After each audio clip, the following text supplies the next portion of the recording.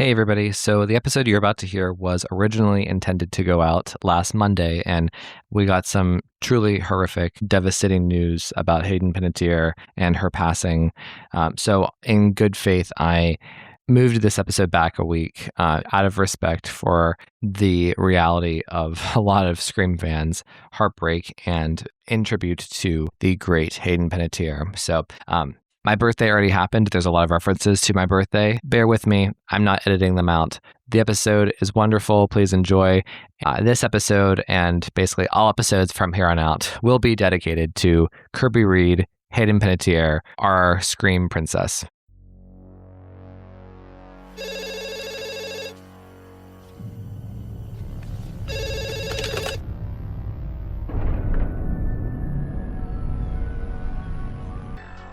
Scary movies. Uh-huh.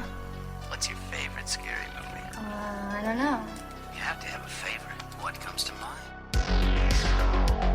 You are listening to Scream with Ryan C. Showers, the podcast for Scream fans just like you. Join Ryan every week as he takes a deep dive into the horror film series that defined the 90s and redefined the genre. Scream with Ryan C. Showers is your source for scene and quote analysis, character dissections, and the latest news about upcoming installments of the Scary Movie franchise. I hear you like horror movies, Kirby, but do you like them as much as him? Hello, everybody, and welcome to Scream with Ryan C. Showers. I'm your host, Ryan C. Showers. Thank you for joining me for today's episode. I truly appreciate everybody out there who supports the podcast either by listening every week, supporting me on social media, or subscribing to the Patreon. So if you haven't subscribed to the Patreon of Scream with Ryan C. Showers, there are so many amazing opportunities that come along with this. So in season 6, we're offering what I'm calling 30 Years of Scream, 30 Questions, a Scream with Ryan C. Showers interview. So this will be offered to eligible Patrons after 3 months of subscription. I mean, you get to come on with me for 30 minutes and have an interview where I ask you 30 speedrun questions, but also some deep questions about Scream and your Scream personality and what Scream means to you and how you've also experienced Scream since it's come back to life in the mainstream. That is available now. We are currently in season 6. So subscribe to the Patreon and get on the list to come on and have your 30 Years of Scream, 30 Questions interview with me. In addition, joining the Patreon gets you access to our community group chats on Instagram.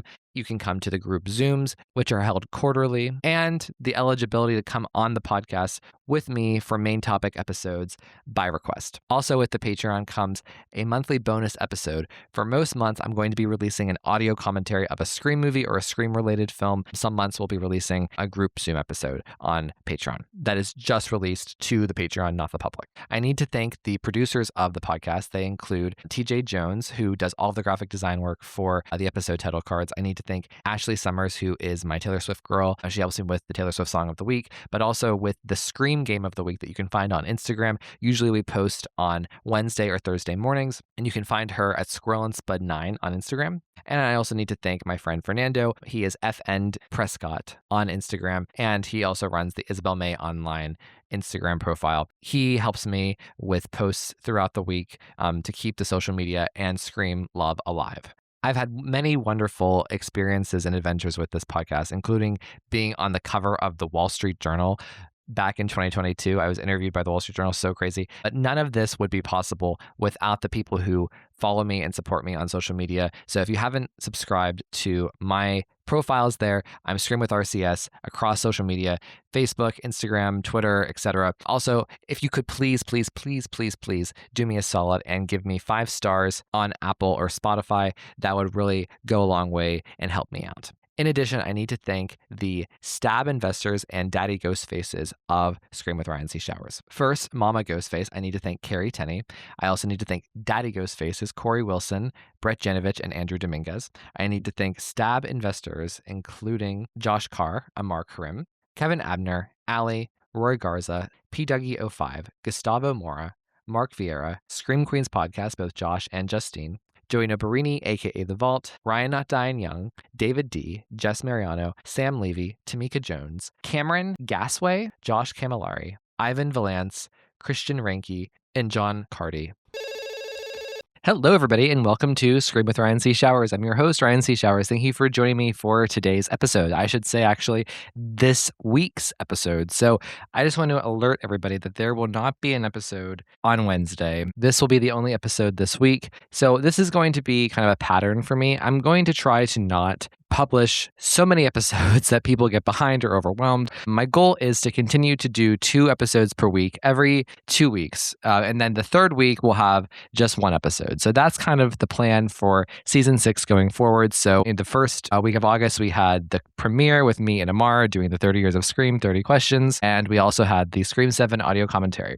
Then last week, we had a big news episode with me and my friend Anthony DePuzzo. And then we did a episode about Meta with my friend Ben from the Hot Takes Film Club. So this week is the third week, just the 1 episode. So this is the routine I'm trying to get in. I also just want to produce the best version of the show that I can with the limited resources that I have. So also, because this is only 1 episode this week, it's kind of a bigger episode. There's a lot in here. There's a lot covered. I really love this episode that you're about to listen to. So it's between me and my friend Dustin Putman. He was on the podcast back in February where we ranked the top 5 scenes in each of the Scream movies. That was kind of like the sweet spot where we started getting behind the scenes stuff and stuff about Scream 7 and news. It was a really popular episode. And of course, we both love Scream 7. We wanted to do a sequel to that episode doing just the top scenes in Scream 7. So what you're about to hear is me and Dustin go through the top 7 scenes in Scream 7. 7, 7, ha, right? So in addition, we have like 5 or 6 honorable mentions each. There's just so many great scenes in Scream 7. Also, we follow up that discussion with something I've always wanted to do. It's a very niche topic. It's about Sidney Prescott and ranking the moments she knew. The Taylor Swift song of the week is The Moment I Knew. It's my second favorite Taylor Swift song of all time. It's actually about her birthday and how Jake Gyllenhaal didn't show up for her on her birthday. It's an amazing song. But that song's called The Moment I Knew, right? And I kind of applied that to Sidney. I was thinking about it. What were the moments that Sidney knew? And I feel like this is something like that separates the true Scream fans from like the more casual Scream fans. Like it's every time that Sidney realizes the killer's back, there's always a big kaboom, right? And that's been something that I've always thought about, and that's always been special to me. And I was thinking about it and I was thinking, wow, these are all such great moments. So Dustin and I, in addition, we rank all of those moments. So stay tuned for that. But as I alluded to earlier, the Taylor Swift song will follow me and Dustin, and it is a song about her birthday because this is also my birthday episode. So last year, my birthday episode, believe it or not, I would probably say this is like low-key my favorite episode I ever did. It was 30 reasons why Scream 3 is my favorite, or Scream 3 is the best, or Scream 3 deserves the credibility that I often give it. And we did a discussion about Wes Craven, and we did the song All Too Well, the 10-minute version of Taylor Swift. So that was kind of like my magnum opus, if I do say so myself. Defending Scream 3, baby. 30 reasons why. I could give you 30 more.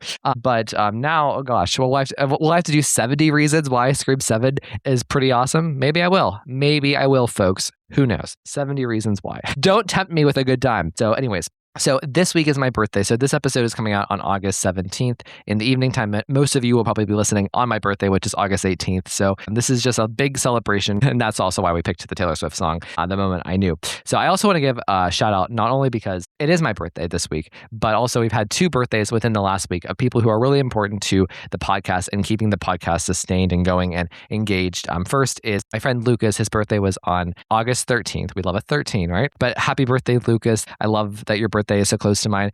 And my good friend Josh Carr, most of you know him as one of the Straight Bros. His 40th birthday was on Saturday, which was August 15th. So happy birthday, Josh. So happy birthday, Lucas. Happy birthday, Josh. Thank you guys for being so invested in my show and the world of Scream and just being really wonderful friends to me and always kind of chiming in about the episodes and engaging with them. So thank you so much. Okay, folks.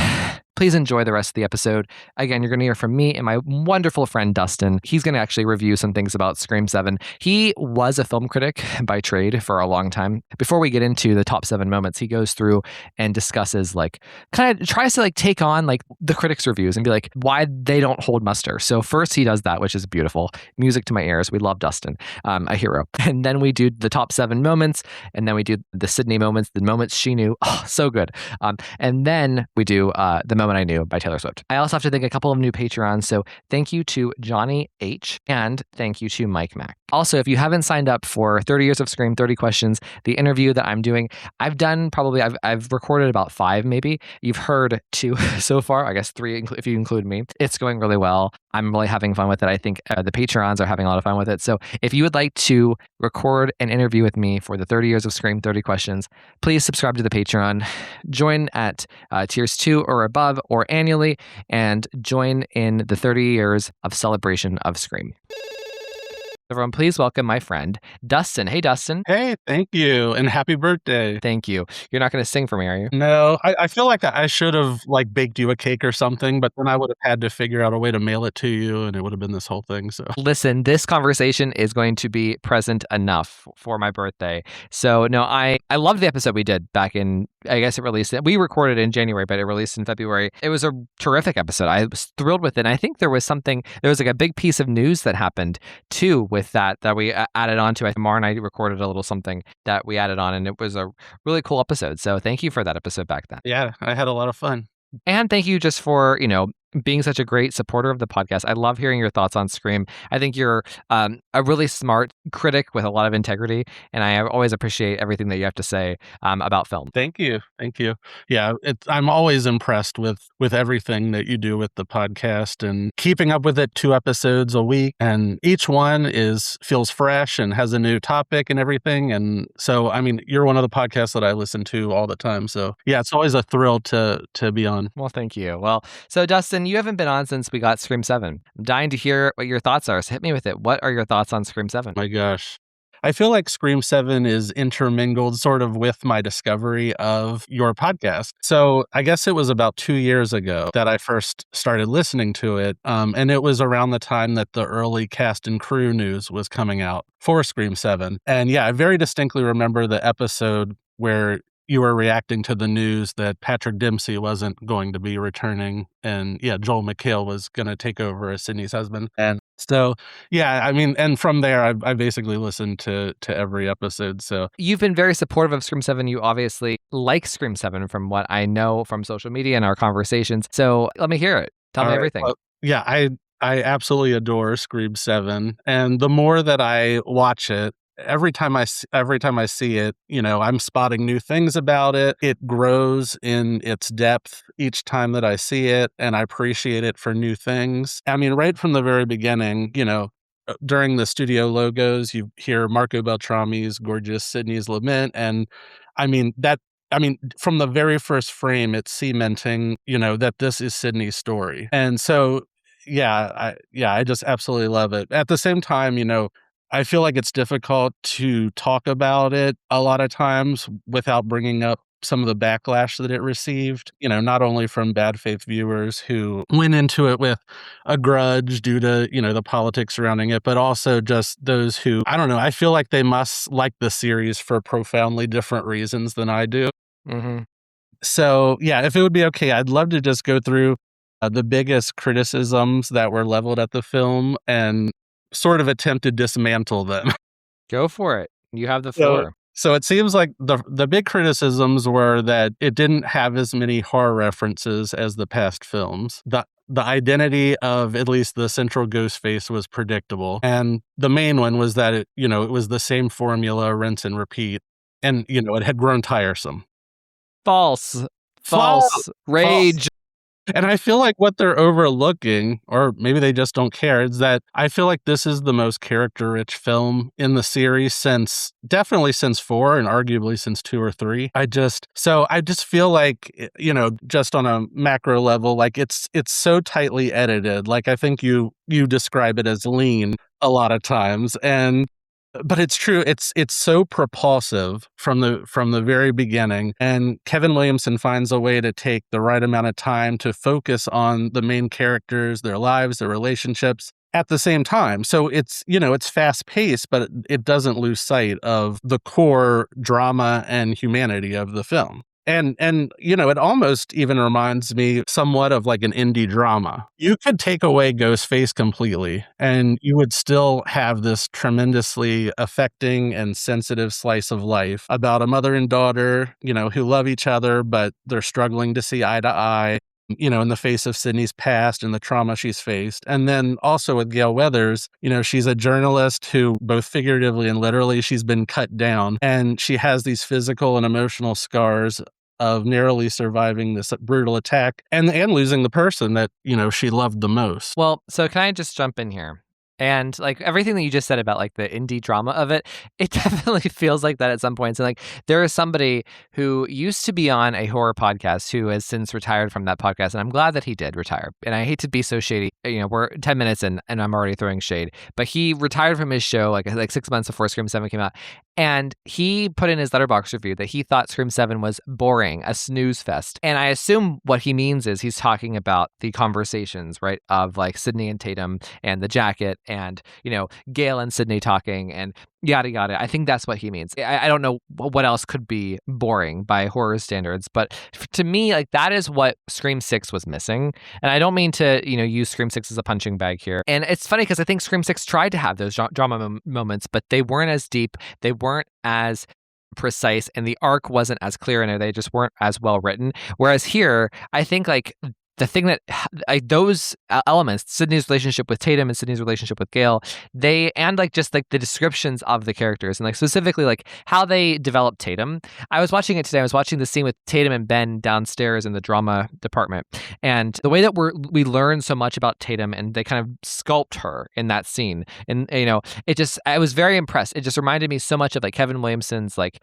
roots as like Dawson's Creek Kevin Williamson, if that makes sense. Like in terms of like their relationships and character development. It's by far like the strongest sequel on character development probably of the entire series. Maybe Scream 3 would give it a good go for Sidney's character development and Gale's in 2. But in terms of just like the entire lead cast, I think Scream 7 has it in droves. And here's the thing about the critics. Why couldn't anyone acknowledge that? You know what I mean? Why couldn't anyone acknowledge what Scream 7 was doing with Sidney and Gale and Tatum? And like, individually, collectively, like, so frustrating. And I feel like, at least, I'm sure somebody did, some critic did, but the reviews that I read did not. And yeah, and if you find what Scream 7 is doing as boring, yeah, I don't see how you can think that way and appreciate the character of Sidney or Gale, because it does focus so much on them. And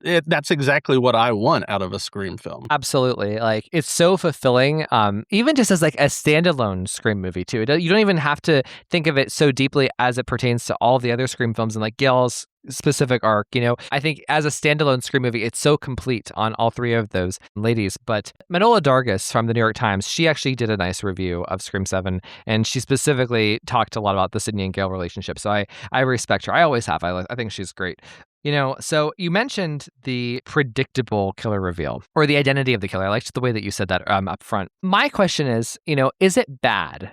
Is it inherently a knock that the killer identity, because it was Anna Camp, was so predictable? Do you think that's a flaw? No. So yeah. So that's one of the things that, I wanted to talk about. So the criticism that the whodunit aspect is predictable, but I would argue that it's only predictable really because audiences have become savvier when it comes to the genre. Mm-hmm. If this was the first Scream ever and it came out in 1996, viewers would go wild for how surprising the reveal is, not only in regard to Jessica, but that there were 3 killers. One of them was literally run down in the second act, which has, still in 2026 never been done before in the series. And yeah, I remember, seeing the original Scream in 1996, and never in a million years would I have guessed that there were 2 killers, let alone 3.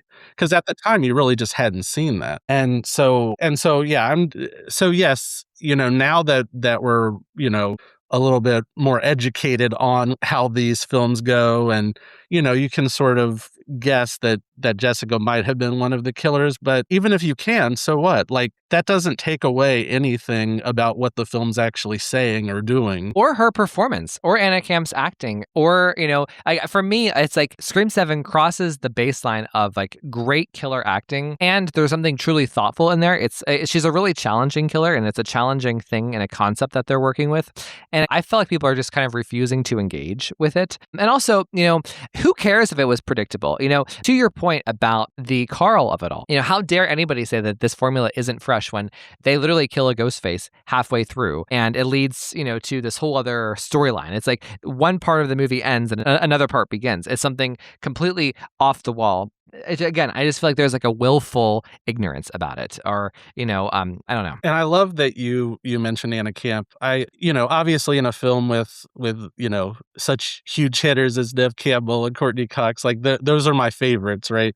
But like I feel protective of Anna Camp in a way because I love her performance so much in it. Mhm. And yeah, a lot of the criticisms about her character, I just don't think they hold water. I find her so fascinating. And, sure, she's only in 4 scenes before the reveal, but there's honestly far more substance within those scenes, both in building her character and, than a lot of the past killers no one seems to complain about, like, Laurie Metcalf in Scream 2. I feel like Jessica has much more to do before that point in the film than she did. And nobody ever says that about Mrs. Loomis.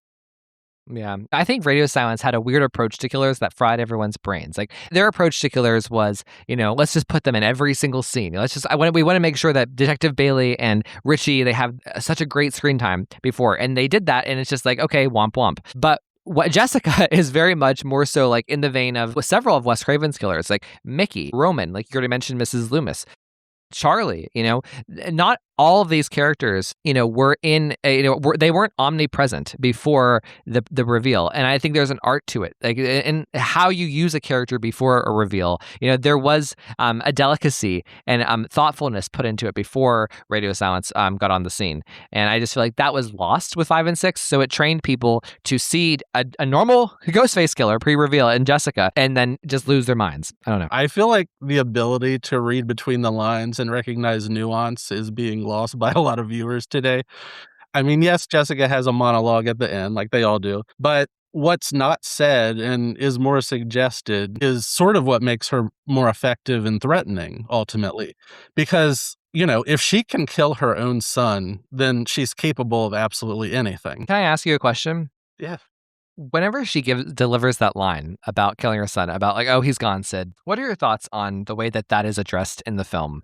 Because I've heard kind of mixed results on that. Like some people think that she should have had more of a moment, more of a beat, more of a like expression, like more of a dialogue about killing her son. Whereas other people think that like the point gets across, And I just literally watched Scream 7 today and I had a strong reaction. So I'm just curious, what are your thoughts on that moment and the way that it's done? Well, I mean, I can see the criticism of it, like, if you just wish that, they had gone in a little bit more into it. But by it just almost being tossed in just almost as an aside, like, oh, he was too much like his father or whatever. Like, she's basically just throwing him away the same way that she just did by killing him. Like she doesn't give him another thought. And so it almost says more by her not saying anything else. I think it's perfect, actually. The way that Anna Camp delivers that line, the way that Sidney brings it up, because Sidney, right, she's the good mom and Jessica is the bad mom. Sidney's the one who brings up Lucas and almost like fights for him after accusing him, after being suspicious of him the entire film, right? And Jessica, she's like kind of like turning around, like she's walking away from Sidney when Sidney starts to say it, and then she like kind of turns and she says, "Oh, he's gone, Sidney." And it's all part of her, Jessica's, how she's seeing it, her rebirth. She's cleansing all these toxic things out of her life. So for me, I think it fits perfectly with everything that she's saying and who she is as a portrait of a woman. You know what I mean? I think it actually fits and flows logically based on everything else we're learning about her.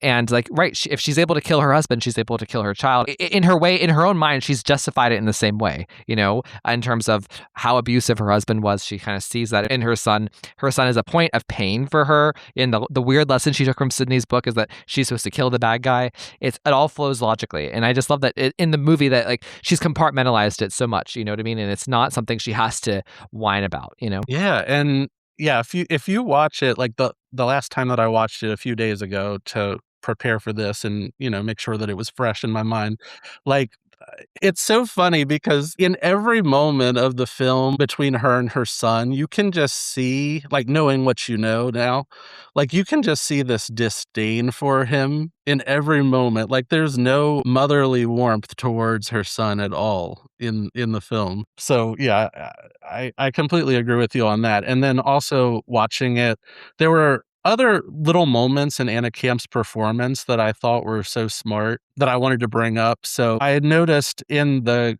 coffee shop conversation, she calls Sidney Sid. Now, I know that that's something that a lot of people call her, but usually the people that are closest to her. And the way that I read that, the way that she just tosses that out in that conversation, it's almost like I imagine that she basically got that from her book and she's almost silently delighting in the fact that she's there in front of her and she can just call her Sid the way that the closest people in her life call her Sid. I love that.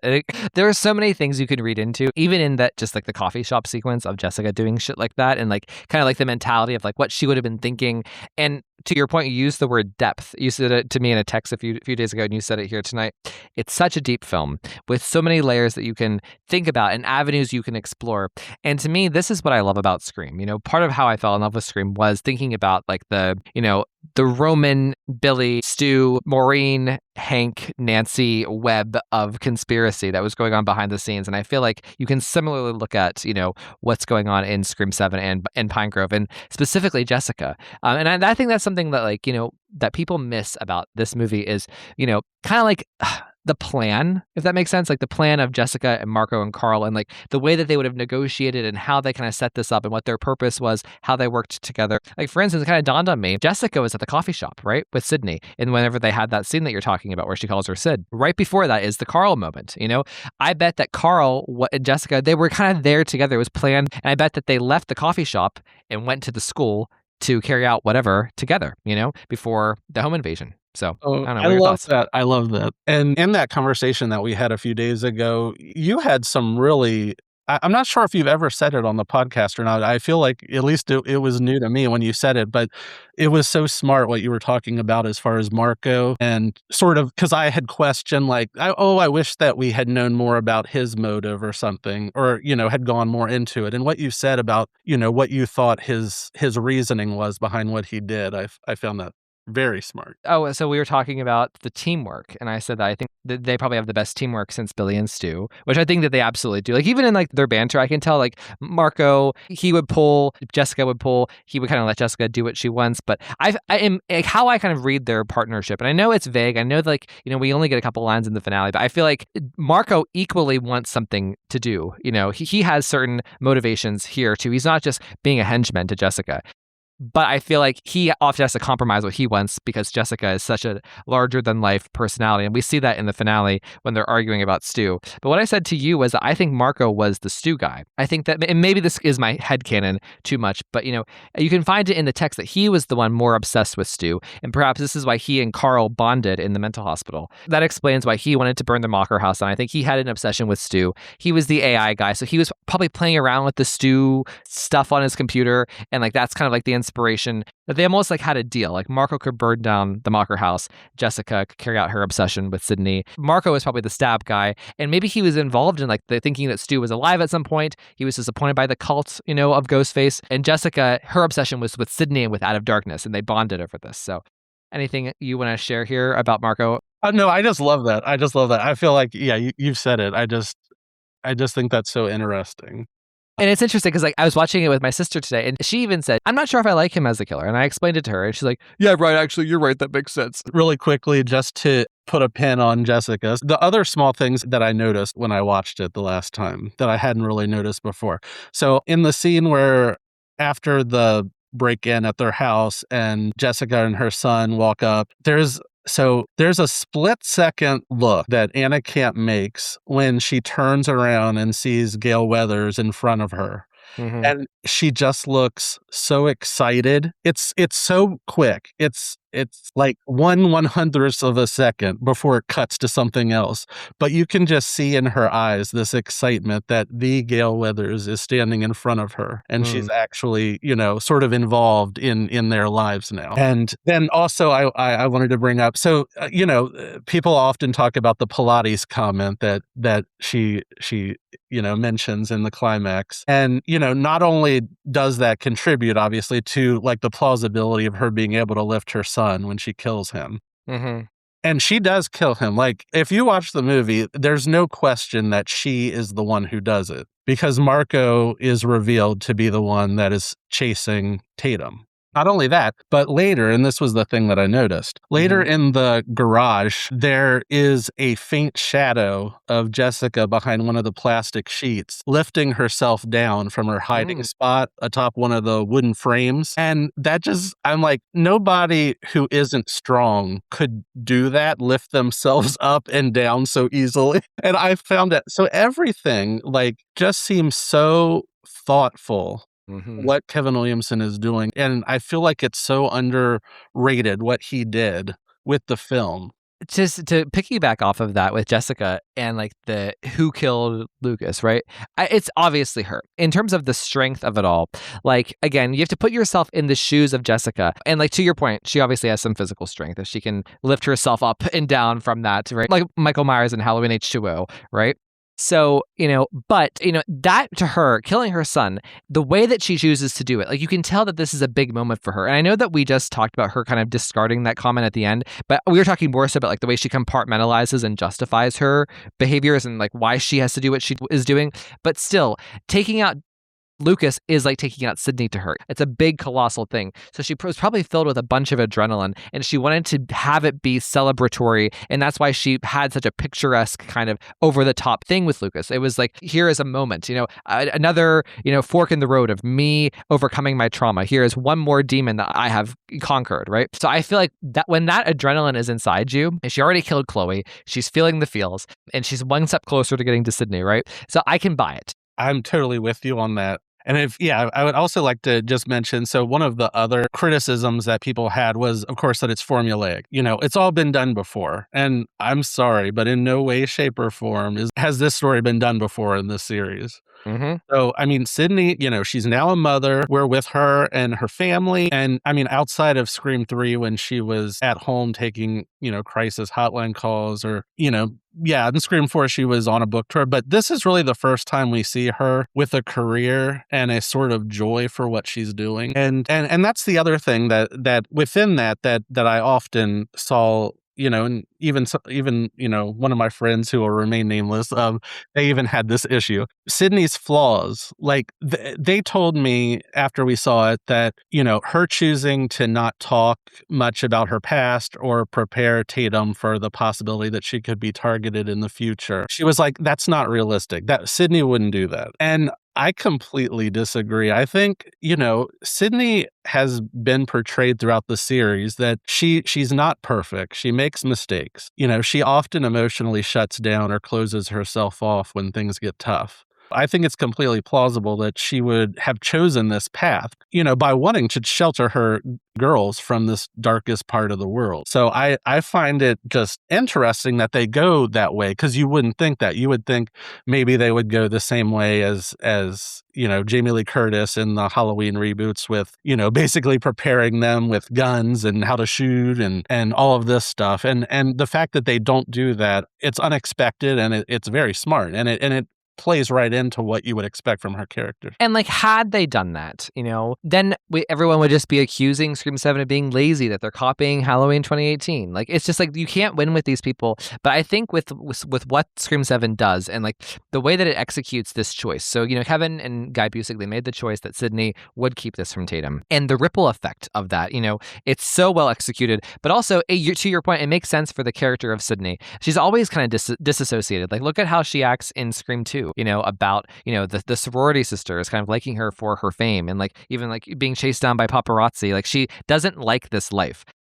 And I think that like she would rather, it makes sense to me that Sidney would choose to let her daughters and raise her family in a normal way away from that spotlight, So I think it's completely logical with everything that we know about Sidney. So absolutely. Yeah. And again, going back to the formulaic. So I feel like stylistically, it's also not doing what the other films have done. I think Kevin Williamson reveals that, he's a phenomenal filmmaker, and with his own stamp that he puts on it, while still paying respect to Wes Craven's legacy. And his love for the slasher genre, I feel like it's splashed all over every second of this.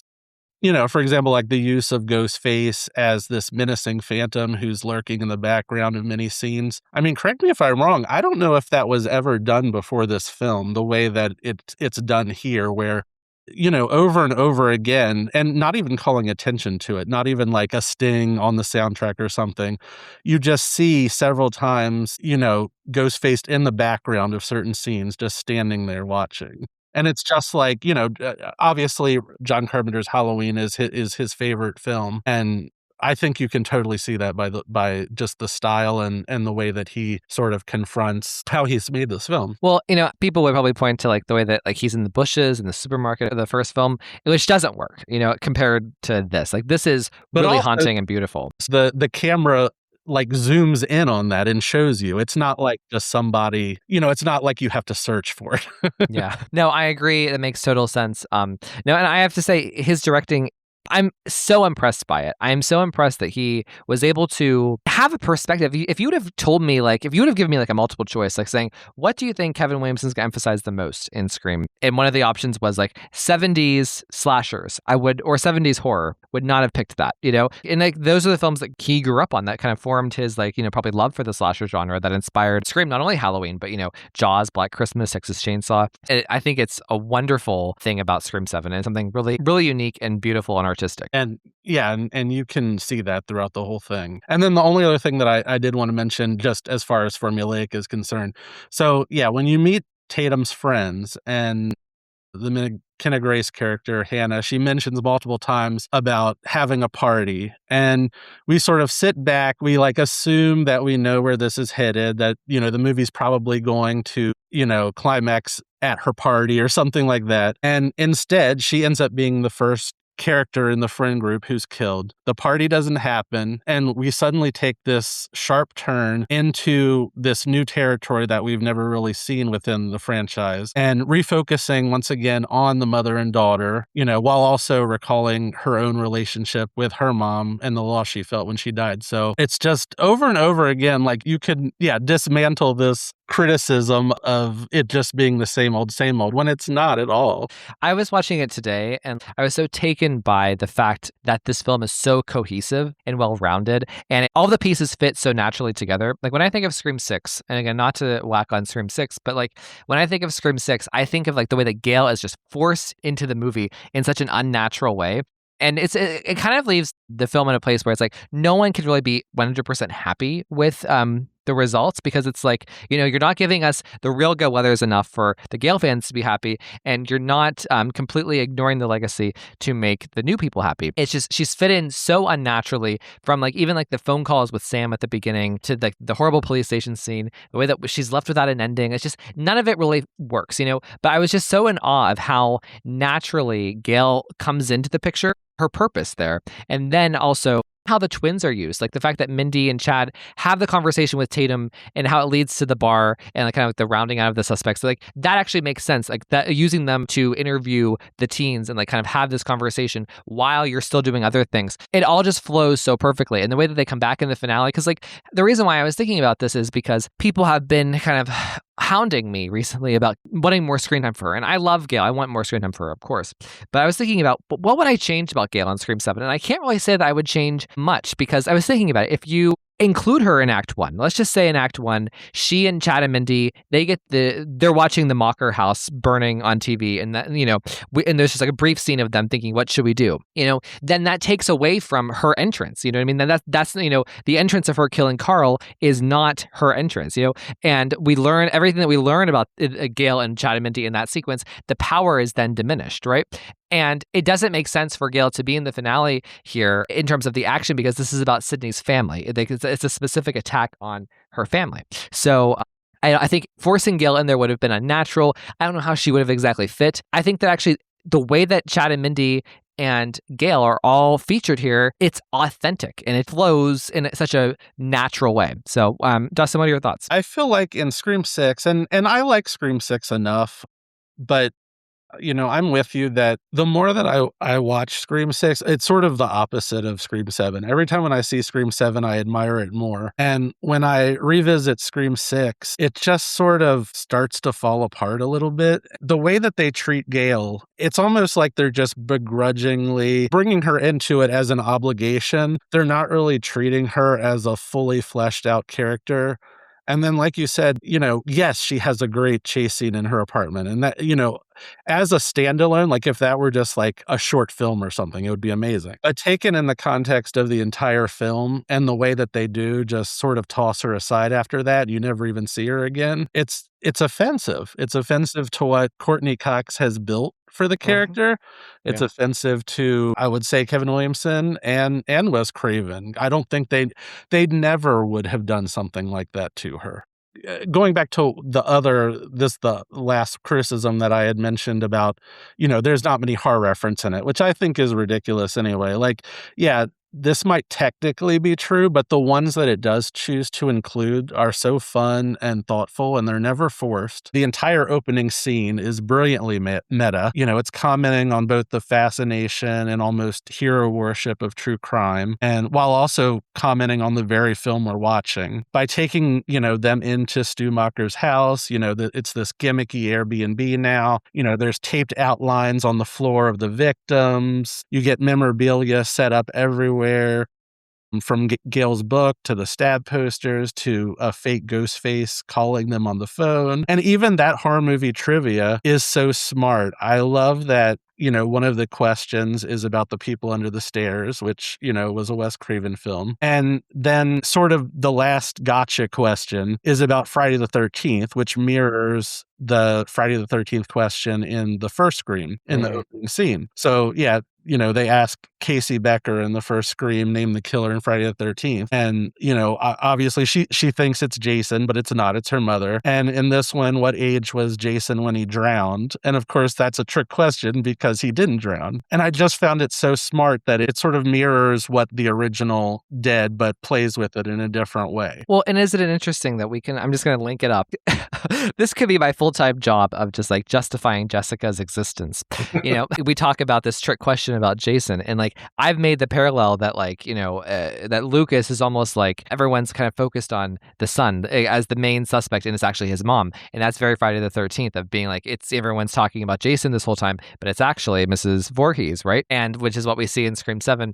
And isn't it interesting that like the trick answer to that is that Jason drowns, that the child never actually died, right? So and that parallels of course between Tatum, Sidney's child, and Lucas actually being killed at the hands of his parent. Just to round it off, I just feel like, the references are used selectively, but with intention. This is a film about Sidney's next chapter in her life. And it, as such, it's an altogether more mature film telling a more mature story. So it doesn't need to just ape sort of upon the previous films and just try to be cute for cute's sake, by having all of, these different references. Like when they're used smartly. And then, just overall, I love Scream 7. You'll see in my ranking coming up that I really love it. Let's do it, Dustin. What is your Scream ranking? Okay, so it has to be 1. I know that I'm basic, but short of like some miracle happening, it's always going to be 1 for me. Yeah, I know. 1, 3, 7, 2, 4, 5, 6. Wow. Chef's kiss, beautiful. I love it. And honestly, like discarding 1, like that's my ranking of the sequels. I love it. And that was my prediction. I was predicting that would be your ranking. Fuck yes. I actually considered putting 7 above 3. Like that's how much I love it, but then I couldn't because not enough time has passed, and I've sat with Scream 3 for 25 years, and I absolutely, I couldn't do that. There's too much about 3 that I just adore, but it's very close. And I never would have thought that, yes, I was so looking forward to 7, but I never would have thought that it would be as good as it was. I just feel like with Scream 7, whenever the dust settled and I decided to put 7 go like for my ranking in second place, so it goes 3, 7, 1, 2/4. I was kind of nervous about it at first. I was like, am I going to regret this? Is this recency bias? And like watching it today, months and months after it's come out, I don't think it's recency bias. I genuinely love it. I consider it to be like my new favorite, like the modern equivalent of Scream 3. There's very little in Scream 7. Like there are maybe like 2 or 3 flaws if I was nitpicking that I could make. But I fucking love it, and it's just like it's a near perfect Scream movie for me. I'll tell you what my flaws are. You didn't ask, but I'm going to tell you. As a Scream movie that's made perfectly for me, which I know people online, like whenever I say that, people kind of laugh at me, and I'm just like, fuck the fuck off, as Gail Weathers would say. It's exactly what I wanted from all of the characters, the type of story, the type of character exploration, the plot being interesting and thematic, the killers being so deep, the setting, Kevin's directing, the epic opening, everything is here. I love it. Oh my God. But my flaws, okay, and they're very minute. So one is I hate the camera work in the dialogue whenever Sidney calls Mark saying to get to the school. I do not like that scene. I think that they could have reshot that scene or just cut it, and just explain that Sidney called Mark, on her way somewhere else. But I will say the thing that I appreciate about that moment is that when she calls Mark and says, he's at the school. Yeah. He doesn't question it. He's not one of those like husbands in movies that doesn't believe, that something's happening. Like he instantly like drops what he's saying to his partner and is like, we're going to the school. Right. So you're right. And also Kevin Williamson's husband, he, who plays the deputy, he brings dialogue about Woodsboro. So even a scene that is my least favorite of the film, it's not completely worthless, right? So there's that. I think that like there are some shots in the finale that I wish that they would have held on longer. They could have held on like a nice shot of Sidney and Tatum both standing over Jessica's body the same way they did with Sam and Gail and Sidney. My third flaw. I think the bar scene with Chloe, I think that there's a little bit of pacing. But that's me under the biggest microscope, trying to find something wrong with it to hold it to the highest standard. Otherwise, for me, this is a perfect movie. Just to also sort of chime in, so it's not like I'm just praising it without acknowledging that it's not a flawless film. But yeah, my issues with it are so minute as well that the Chloe scene, I don't think it goes on too long personally, but I find that it's sort of anticlimactic the way that she's just stabbed by the glass when she falls off the bar. So I'm just like, they could have done something a little better with that. Well, so I get that. I understand that point of view. I actually think that it's kind of smart the way that he does it, right? Like there's so much build up focusing on Chloe, but Jessica's not there just to kill Chloe. Like Chloe's kind of like a target, but not the biggest target. The big target's Lucas, and that's why we get the big dramatic thing with him. I actually like the glass shard in her neck, but people have complained about that, and I understand, but I kind of like it. I don't know why. So yeah, and then so earlier in that bar scene, I just wish maybe there had been some line about acknowledging that their friend was just killed, and it's never really mentioned again by them. And I feel like Chloe especially would have been really upset about it. I got that vibe a little bit today.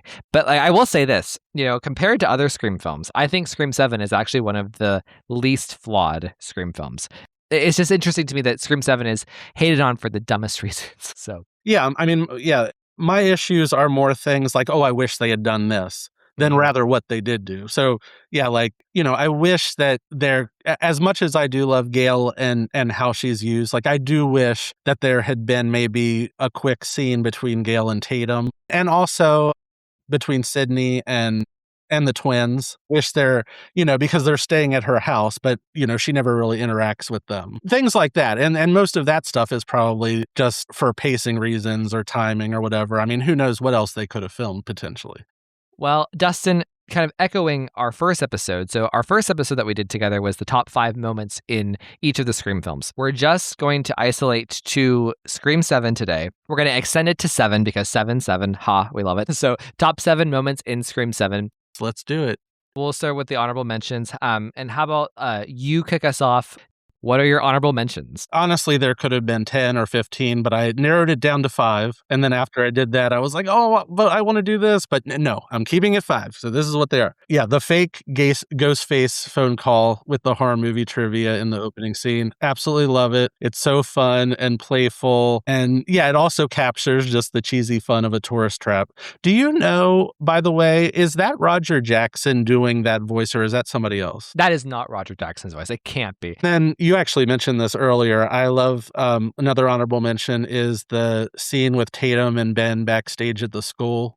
And she asks him what he likes about her. I think much more than the earlier bedroom scene, I think this is the best scene between the two of them for portraying their intimacy and the romantic bond. And I love the song in that scene, Nothing's Gonna Hurt You Baby by Cigarettes After Sex. I just feel like it underscores it extremely well. Tatum's chase through town. Love it. The moment where Ghostface's shadow is illuminated on the wall. I feel like it's executed much more successfully than a similar scene in Scream 5. Mm-hmm. Sidney on the phone with Tatum while she's hiding in the coffee shop and she's crying and she's like saying that she can't do it when Sidney tells her to use the gun in the safe. I just feel like that just adds so much to Tatum's character, and I just feel like Isabel May is so great in that scene. And going into the film in general, like when I heard that she had been cast, I really wasn't familiar with her at all. So I was kind of skeptical about, is she really the right person? And I really feel like there's nobody else who could do it as well as she did. I just feel like she just so perfectly captured not even what you would really expect for Sidney's daughter. I was watching that today, and honestly, I think the acting by Isabel May in that sequence, it is so overwhelming to see what she's doing and the vulnerability. I just love that we see a whole different kind of final girl. And it's not that they're being so overly creative or they're trying to be so novel about Tatum, but they're just kind of like throwing it back to kind of like a Laurie Strode type final girl. And a more realistic, vulnerable, kind of like real life teenage girl, final girl, right? She, as opposed to kind of a superwoman who just knows exactly what to do. But the vulnerability, and I was watching it today, Dustin, and whenever she says, I saw your interview, I almost feel like Tatum feels like she's going to die, and she's trying to tell Sidney, I saw your interview and I saw what you said, and I love you, Mom. That's almost the vibe I get from her, and Sidney cuts her off. I'm getting chills right now. But you know what I mean? That's the depth of that, and Isabel just performs it so well. And then the last one I'll say is, and this is a very tiny moment, but in the climax when Jessica is losing her train of thought during her final monologue, I mean, right from the very beginning when I saw that the very first time, I just found it, I sort of clocked that moment as such a smart way of underlining, her twisted sort of psychology and illness without really spelling it out through blatant exposition. I feel like Anna Camp did such a smart and sort of layered performance of somebody who is truly psychopathic. I would go as far to say I think Anna Camp's acting is maybe the best acting ever performed by a killer. I mean, Laurie Metcalf would be probably the default answer in my head that I'm thinking of. And just in terms of the pure actor, where it's more so the actor than it is the character. I'm stunned every time I watch what Anna Camp does in that scene. I don't know how she did that. You could tell she just put every bit of energy and acting, creative juice muscle into that performance and wanted her to be the greatest. And you know what bothers me? I'm going to rage about the people on Facebook about Jessica. People act as they think that the writing is bad because her monologue is all over the place. So that's what they say. Oh, this is so badly written. It's so all over the place. It doesn't make sense. It's intentionally all over the place because they're showing who Jessica is. Someone like Jessica who, went to a mental facility and then has an obsession with Sidney Prescott and moves right beside her and puts on this big performance to be her friend and whatever. They're not going to be so streamlined and presented like a PowerPoint presentation. You know what I mean? I actually think it's intentionally written that way. And it fits perfectly, in my opinion. It's absolutely intentional. I don't understand how you would even think otherwise. It's frustrating. Can't even. Okay. I love your picks. So, okay, here are my honorable mentions. I had 6. So this was impossible to do. This was so hard. I think this was even harder for me to do Scream 7 than it was to do all of those ones back when we did a Scream 1, 2, 3, 4, 5, and 6. So I have 6. So total with the 7, it makes 13. Taylor Swift is always with us, okay? So I have, the Sidney looking at Tatum looking at Sidney, and then Sidney looking down at Jessica saying, "Past my prime, fuck you." I love the line, of course, and I love Nev's delivery, and I love the camera work there, but it's more so about the shot of Sidney looking at Tatum, that moment of her just looking at her so proud after she says, "I'm Sidney Prescott's daughter." That moment of Nev, like that portrait, that screenshot, to me, it was worth going through any pain that I experienced on the lead up to Scream 7 for that 2 seconds of film right there. Just Nev looking at Isabel, bruised, bloodied. That was what I wanted, right? A new one, this happened just recently with my recent rewatches. Have you noticed whenever Jessica is doing her thing and it's towards the end of her monologue and she's down next to Tatum holding the knife to her, saying she's going to watch her mother die just like you did, and all the subsequent lines, and it goes back and forth with her and Sidney. Jessica and Tatum, Sidney, Jessica and Tatum, Sidney.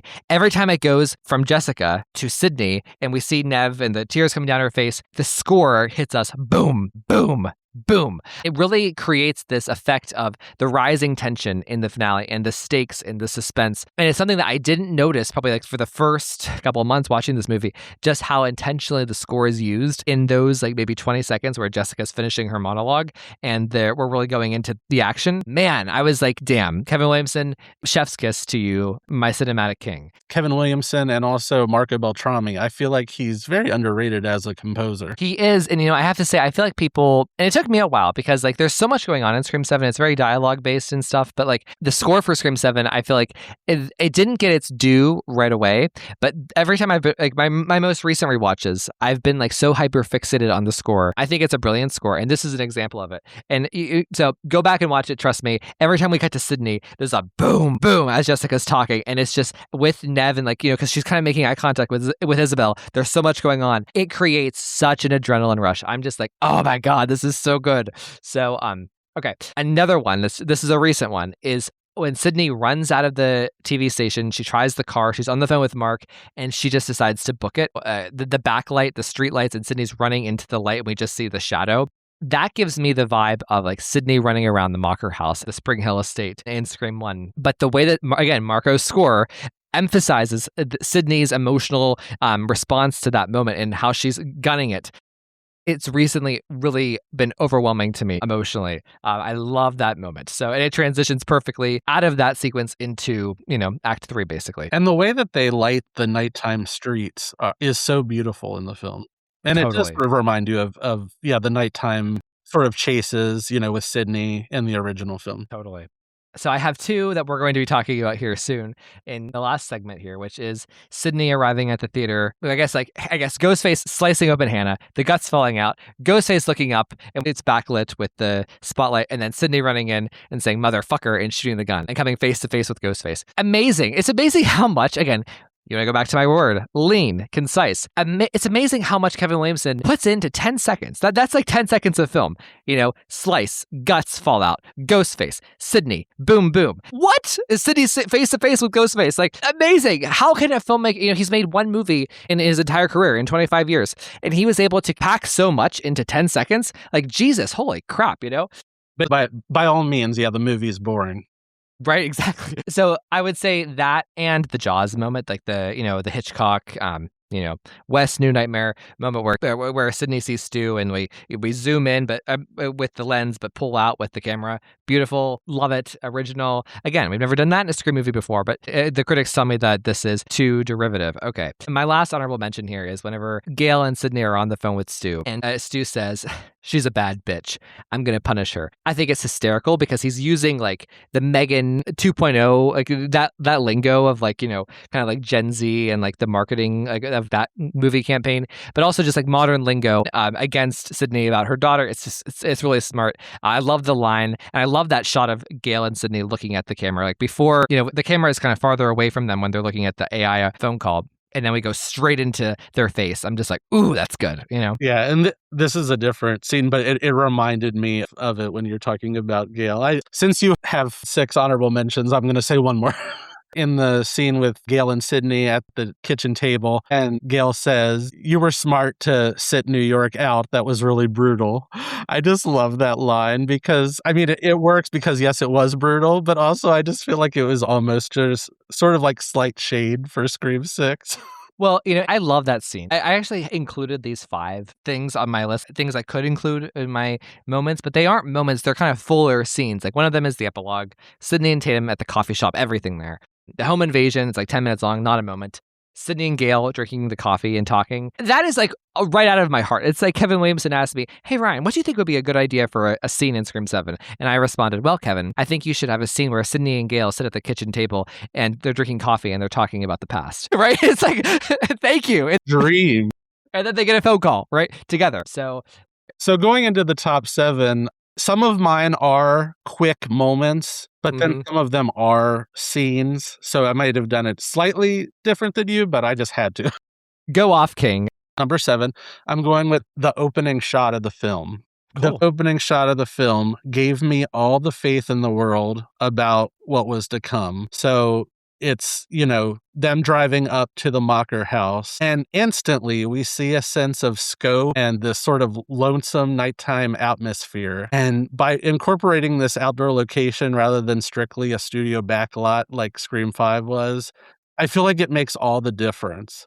It feels much more like the place from the original film. And I also just love that I didn't even notice it the first 2 times I saw it. It took me until the 3rd time to notice on the radio them talking about how there were rumors or a legend that Stu had been seen at the sorority house. I missed that the first 2 times, but I just love that little Easter egg in it. I love that we get to see the trees. It feels like a completely different house from Scream 5. It is so much closer to the original than what we got in Scream 5. So again, Scream 5 is like a shoebox. So okay, my number 7 spot, and this was tough, okay? This is Gale's introduction, because if I didn't put this on here, I would feel like such a fraud. From her actually hitting Ghostface, to her stepping out of the car, did I get him? And then what follows thereafter, where Sidney goes over and they hug. I couldn't have asked for a better introduction for Gale. There's a more epic introduction for her, one that people actually talk about in real life. This isn't just me on my podcast talking to my friends up to, something elusive. This is something that people remember. People audibly laugh. People jumped. People were clapping. This was something so huge, but also you get Sidney and Gale that we need. Beautiful the way that it's shot. Love it.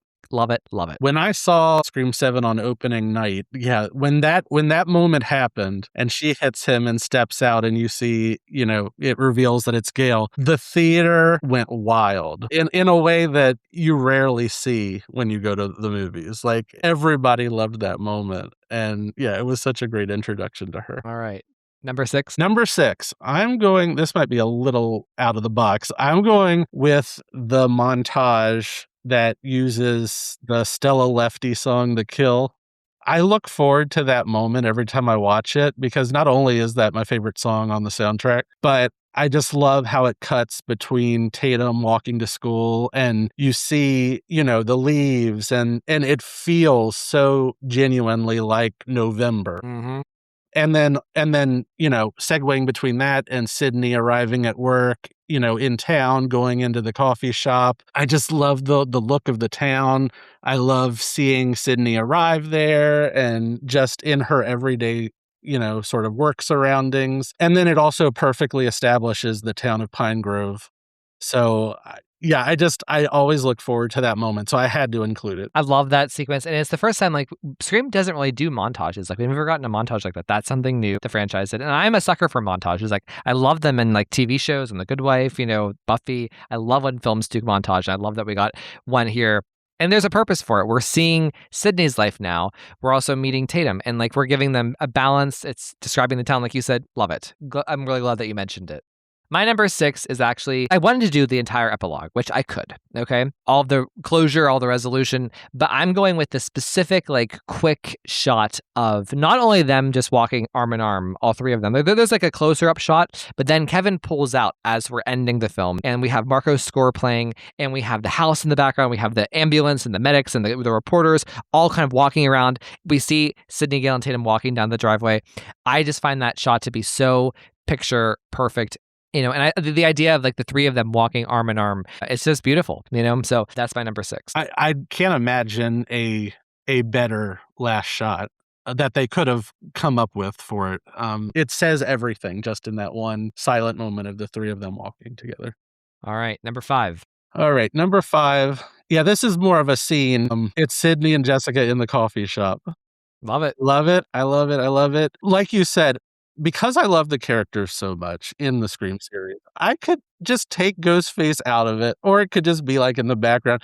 If you just like focused on their lives and just watching them just interact with each other, I'd be perfectly happy with that movie. And the fact that a film that is so propulsive, so fast paced, takes the time for moments like this, I appreciate it so much. Yeah. And, they talk about, there's so much in that scene to, pay attention to the way Anna Camp is acting, sort of putting on a performance, while at the same time sort of being this, positioning herself as this sort of compassionate, sympathetic, neighbor, friend character. But, you also, hear about talking about her past and, her abusive husband, which again, we don't necessarily even know if that's true or not. That's just what she's told us. And then, Sidney talking about, struggling with telling Tatum and, wants to keep her safe. And Jessica saying, the world's not safe, Sid. There's only so much we can do to protect them. Knowing that she is sort of the mastermind behind everything, it really is sort of a harbinger of what's to come. And she's sort of suggesting it without saying it. Totally. I love that scene.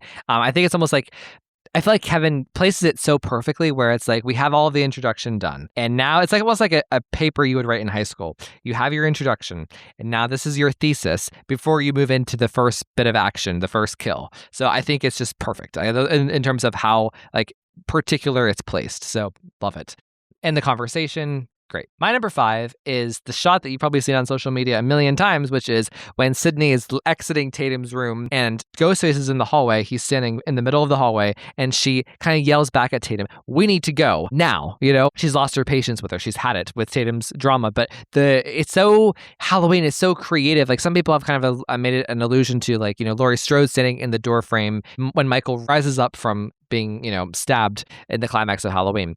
I see that, but I think it's also just Kevin being original and fun. It's just every time I watch it, it takes you aback in the way that the camera, swings and the score cue, the image of Ghostface, the fact that Sidney doesn't see him. It's so great. And again, never been done before in a scream movie. And yeah, and that scene, I was struck, especially this last time that I watched it. In another film, it would almost be slower and it would like take forever for the reveal of Ghostface in the attic coming down and stuff like that. And it goes into it so quickly and is so seamless with the shot, the way it's, like you said, it swings around and then you see him lowering down behind her. All right, what's your number 4? Number 4, I have to go with Lucas's death scene on the beer tap. It's interesting. That's another scene that I've heard people criticize because they say that Ghostface wouldn't kill a person in that way. All right, it's not the same person. It's a different person. It's not like Ghostface is one person. It's silly to have that criticism.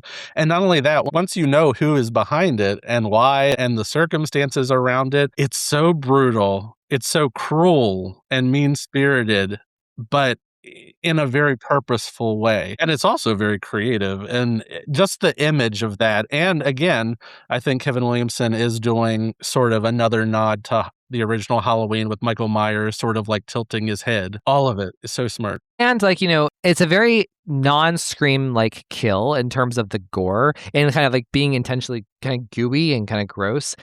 Scream doesn't really do that. So I love that it's kind of like, it's not completely betraying what Scream is, but it's just kind of inching to do something different. So again, you say you want something different.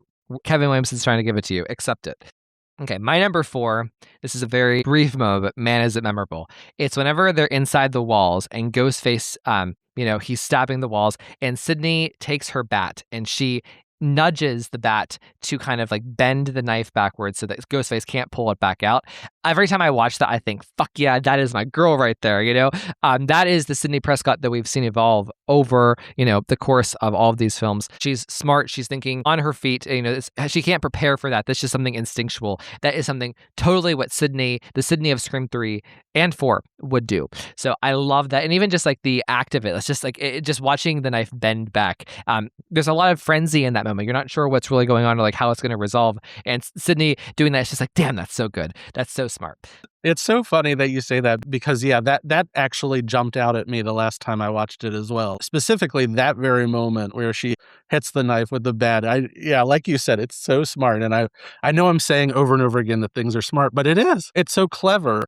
how they choose to do that. And it is a total Sidney thing to do. All right. What's your number 3? So this is more of a scene, but this is Hannah's death scene. This is my favorite death scene in the film. The intensity, the suspense, concluding with Sidney running in, and then the beautifully horrific shot of her twisted body swinging in the spotlight, which, I mean, I know it would never happen, but that shot alone is like worthy of an Oscar nomination. Like, Totally. it's so well done. And watching that scene, I don't know if you've seen this, but it reminded me a lot of the Heather Matarazzo scene in Hostel Part 2.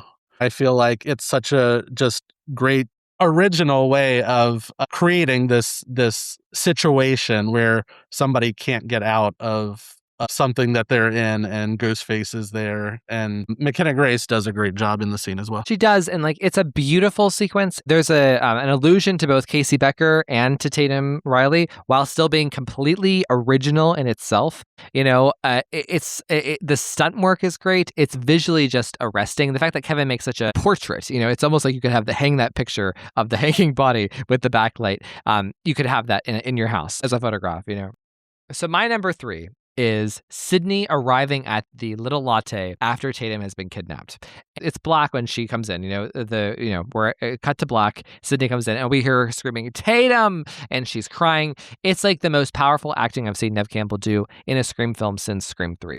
I love this phone call. I love that it's the return of Roger Jackson's voice. I love that the whole movie, we got one call with Roger, and then it was Matthew Lillard, and this is where they choose to have Roger come back, because it's like we're putting Sidney back into her most traumatizing place back in Scream 3. Such a wise move, brilliantly acted by Neve. It's very brief. It's a very short scene. It's a very short phone call, but I think, man, it is powerful, and it's exactly the type of like agony I wanted to see Sidney in as it relates to her children being in danger. So that's my number 3. And you really can't understate just how brilliant Neve Campbell is. The way that she's so committed to her performance, and this goes for all of the Scream films. Like, you can tell, like, it would be so easy by now to just be phoning in these performances, cashing a paycheck, whatever you want to call it. She does not do that. She cares about this character. She cares about this series, and she cares about all of the fans of the series, and you can see that in every moment. This is like such a showcase moment for her acting too. So, okay, Dustin, what is your runner-up? What's your silver? Our top 7 scenes. What's number 2? All right, number 2. I have a feeling this is going to be one of your top 2 as well. So, okay, but it is Gail and Sidney after the television interview, when specifically the moment when Gail says, "I tell myself I'm fine 500 times a day just to get through the day." It breaks my heart so much. And I love that you see, this vulnerability with Gail, this heartbreak that she's been going through. She puts up a tough act, but there's so many moments in Scream 7 where you can see beneath the surface of just how much she's hurting, how much she's been affected through the years, through everything that she's been through. She's also been physically harmed with, the tremors in her hand and everything. And just the fact that they actually acknowledge that Dewey died, and they have that moment between them. I feel like that was so lacking in Scream 6. It was just sort of thrown away really quick. And here they give it the sort of reverence that it deserves. Totally. I mean, so this is my number 1. I'm just going to address it now so we're not repeating. Sidney throwing the Dewey of it all on her face. And then Gail saying, I think about him 500 times a day, just to get through the day, right? And then, of course, we see her trying to hide the pills from Sidney. She takes the pills, she's touching her arm, and Sidney's watching, and we just hang on that. It's more than just Sidney observing. It's part of the guilt, that Sidney felt from earlier. It's beautiful. Like, to me, this is like the modern equivalent of like what Sidney holding Roman's hand is for me, like in terms of that moment being so significant, so powerful, so emotional, so poetic. That's what I see when I see this scene. Again, Kevin Williamson packs so much into like 10 seconds of film of like the Dewey issue. We finally know how Gail feels about Dewey and that she hasn't really moved on from it. We see Sidney coming face to face with the physical consequences of Gail Weathers, who used to be this titan, and she still is. But you know what I mean? Sidney has lived through the life of Gail Weathers, and to see that this is how Gail is now, and she wasn't there to help her. I understand Sidney Prescott. I understand why it weighs on her. It's such a beautiful moment. It's so well directed. directed. It's so well written, perfectly acted. The modern equivalent of like what the handhold is to me in Scream 3. Yeah, it's a perfect moment. Love it. But sorry for ruining your number one. Hey, I'm happy. I was like so impressed that we got to right here and we haven't overlapped yet. So I guess I'm going to wrap up with my number 2 and I'll toss it over to you for number 1. So my number 2 is it's the end of Tatum's scene at the coffee shop where she breaks the chair over Ghostface. He's down. She feels triumph. Yes, I won. And she's free. She's safe. And then the second Ghostface appears. And then we see in slow motion, Ghostface number 1 stand up and then they both run at her. And we see Ghostface's mask go straight into the middle of the camera and then cut to black. That is so terrifying. Again, Scream has never really done that before. The use of the double Ghostface, the way that we set Tatum up for success only to take that away from her, only to strip it away. It's really scary. It touches you in your heart and your soul. And it's just genuinely terrifying. I can't imagine being Tatum kidnapped by 2 Ghostfaces like that after you've been fighting your hardest and you think you've won.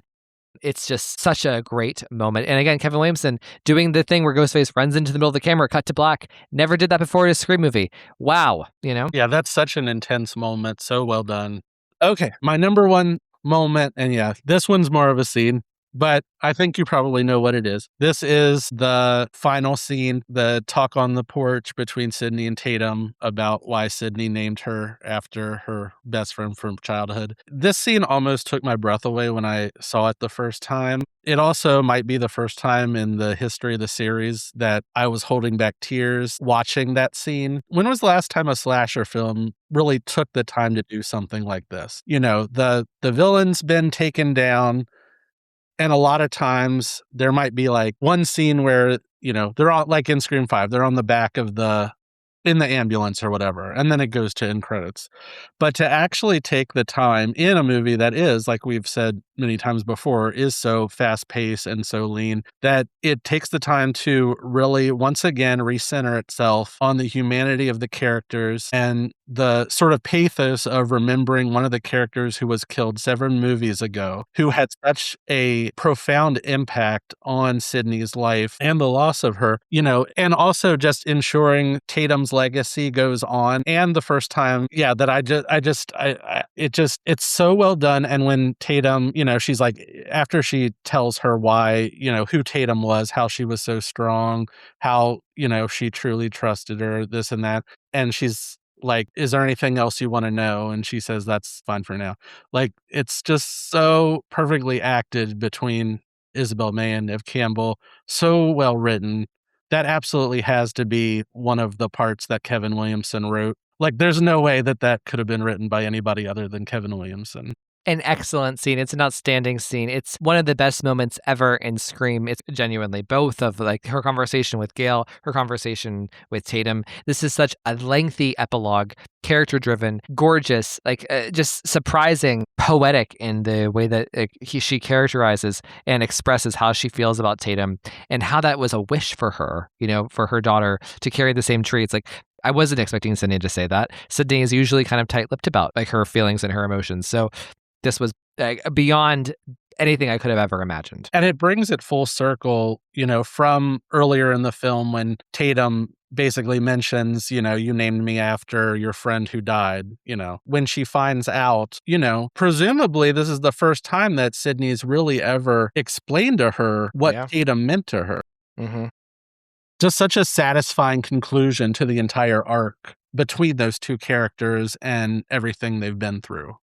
And for the film, it's paced throughout the film so well in terms of like Tatum asking these questions, throwing out these hot takes about Sidney's past and like her life and like not being sensitive. And she gets to learn the depth with her mother here. And she understands the 3-dimensional Sidney Prescott, not just what she's heard, So I love that. And she understands more about herself. And that's what she wanted all along. So again, one of the best endings ever in a film. So I love it. I had so many moments that I love. We might have to come back next year and do the next best 7 moments. Exactly. All right. Well, so Dustin and I are also going to break down something else as it relates to moments here before we wrap up. And this is what I'm deeming the moments that Sidney knew. Okay, so there's a song by Taylor Swift called The Moment I Knew. It's about her birthday and how Jake Gyllenhaal let her down on her birthday. He didn't come to her birthday party. She was devastated, embarrassed in front of all of her friends and family. You're going to hear me and Ashley talk about this after Dustin and I are done. And it's also my second favorite Taylor Swift song of all time. But so the moment I knew, that's what Taylor's song is called. And I was thinking about it in terms of Sidney, because there's a moment that Sidney recognizes, oh shit, this is happening again. We see this over and over again in the Scream films. And I thought it would be interesting to rank them. And it was actually very difficult. I actually had to watch them back to back to back to back to get my firm ranking and my thoughts here. So I'm going to run through what they are. And then Dustin and I'm going to give my ranking and Dustin's going to give his ranking. So let's do it. So in Scream 1, I actually wasn't going to have one for Scream 1, but Dustin smartly convinced me that, wait, Sidney does know it's happening again whenever Ghostface brings up Maureen to her and that she's going to die just like her mother. And then we hear, the Marco Beltrami beat and Sidney says, fuck you, cretin. So that is technically a moment Sidney knew. It's a big zoom in and Sidney's like, oh my God, this is not finished, right? So Scream 1. Scream 2 is whenever she sees Derek. His arm is bloodied and she's watching from afar as Dewey's helping Derek kind of get stitched up after the sorority attack. So that's the moment she knew this is happening again. We have this long zoom into Nev. Then next in Scream 3, I have 2. They include Sidney hearing about the news that Cotton has been killed. She's getting the dog food. She drops the dog food. It's a zoom in on Nev's face as she's processing the news that Cotton is dead. And she realizes this is not over. This is happening yet again. The second one in Scream 3 is the Laura phone call. I'm counting the entire Laura phone call because, it's a slow burn to the final revelation. Just one question. Did you think it's over, Sidney? Do you? So slow burn.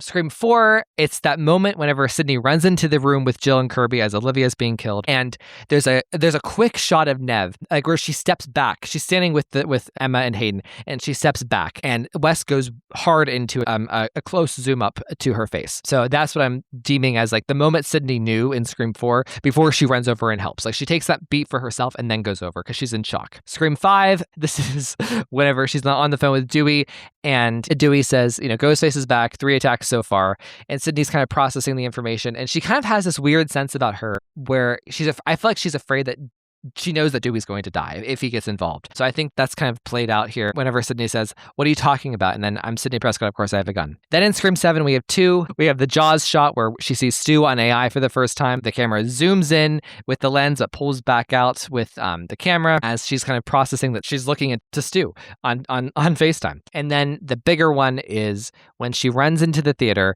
she sees Hannah's hanging body. She doesn't know if it's Tatum, and she sees Ghostface in the flesh. They have a face-to-face meeting, and then she shoots. She says, motherfucker, and she starts shooting at him and runs toward the action to see if it was Tatum.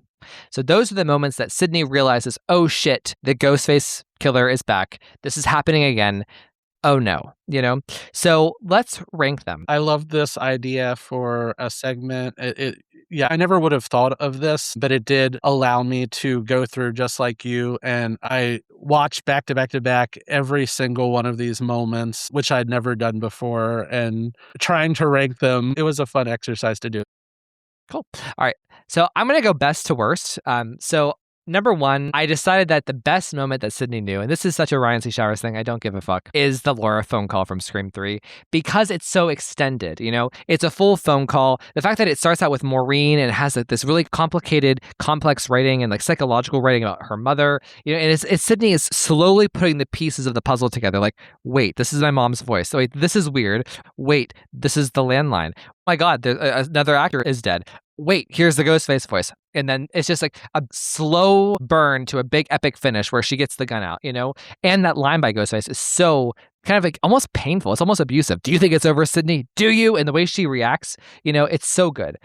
She's so upset. I see this as the moment where Roman kind of penetrates and breaks the wall into Sidney's life. So I love it. And in the extended cut, we actually linger on this more where Sidney collapses and she's crying, sobbing, holding her gun. It's very raw. So I'm going number 1, Laura. Number 2, I'm going with Scream 7, where she runs into the theater. We get so much, right? Because, she doesn't know if it's Tatum or not, But like I described earlier, there's so much packed into that little sequence, She sees Hannah's body dangling there. She saw Tatum Riley all those years ago. And she actually gets to literally see Ghostface here, and so to actually physically see Ghostface is a lot different than a lot of the other moments where it's more elusive, where she's kind of realizing this isn't over.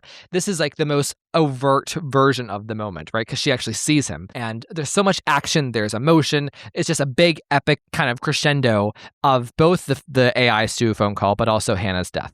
So I think it's excellent, and so urgent. So number 3 is the Scream 2 Derek. And I thought this would be my number 1 because it's so intentional. Like whenever I think of like the moment Sidney knew, it's this slow pan into Nev kind of crying, looking at her life and how it's ruined again. It's starting again, So I love the pain that we see with Sidney. We get Sidney's lament. We get Dewey's look to her like, I'm so sorry. I think it's the most iconic of these moments. Number 4, I have Cotton, where she drops the dog food. I like this scene because it's Nev's, in Scream 3, her best performance. But I love that we see her completely unnerved. And it shows her at home, and it's just such a natural way to find out that Cotton is dead. And it just plays on all the insecurities that she's felt, in her time in the woods, you know what I mean? Dealing with this moment in her life where she's trying to move past her mother and all of the trauma that she's experienced. So, and I love that we actually get to follow through with this, where she turns off the TV, but then we sit with her. She's rattled. And I love that we kind of get those 5 extra seconds where we kind of see Nev processing. So, and I'm fully aware that I think that she knows right then and there, like, this is happening again, and like, I'm not ready for it. So number 5, I have the Jaws shot. I think it's like so amazing how it's so technical. It's such a technical film moment, and it breaks Sidney out of the mold of the I'm bored from Scream 5. Like that's what we needed. We needed such an exclamation point, something we haven't seen before. You know what I mean? I do think it's a bit more of a Stu scene than a Sidney scene, so that's why I have it a little bit lower. Number 6 is, I was surprised by this. It's Scream 4. It's Olivia. Love that shot of Nev in Scream 4. It's very quick. And that's why I kind of put it a lower. I love it, though, because she takes that moment for herself, that moment of shock. After 10 years of not seeing Ghostface or infecting her life, this is for her. Then she immediately goes to help. So I love that. Number 7, I have the Scream 1 shot, the fuck you, cretin. I think it's a perfect close-up shot. I love that Sidney is kind of thinking that it's a joke, and then she realizes it's not. Boom, So it's a wonderful moment. And then the last one, there's like a big gulf. All of the moments up until this point are really close together. They're all excellent except for number 8. I just, Scream 5, Sidney kind of having this like realization and talking to Dewey about it. It's good and it's nice on its own, but it just pales in comparison to everything that's come before. I love when she says, are you okay? She says, you okay? That's very, heartwarming. And that's very Neve Campbell as Sidney Prescott, like the girl I know. But, I do think that she knew in this moment that she probably would never see Dewey again. I do think it's just a bit more generic. So just as a recap, number 1, I have the Laura phone call. Number 2, I have the Sidney arriving at the theater in Scream 7 where she yells motherfucker. Number 3, I have Scream 2 where she sees Derek getting his arm covered up by Dewey. Number 4, I have the news about Cotton's death. Number 5, I have the Jaws shot from Scream 7. Number 6, I have the Olivia moment from Scream 4. Number 7, I have fuck you, cretin from Scream 1. And number 8, I have her conversation with Dewey in Scream 5. So yes, I do have Scream 3 and 7 in the top spots. Don't care. I will embrace the stereotype. And there's some that are similar in mine and some that are very different. So this will be interesting. Okay. So ranking the Sidney moments. All right, starting with my favorite. It is actually the first Scream. And Sidney says, fuck you, cretin. The first, it's for many reasons, I think it's the most. Sort of the way you thought that Scream 2, it might be the most iconic of the moments. I think this one is.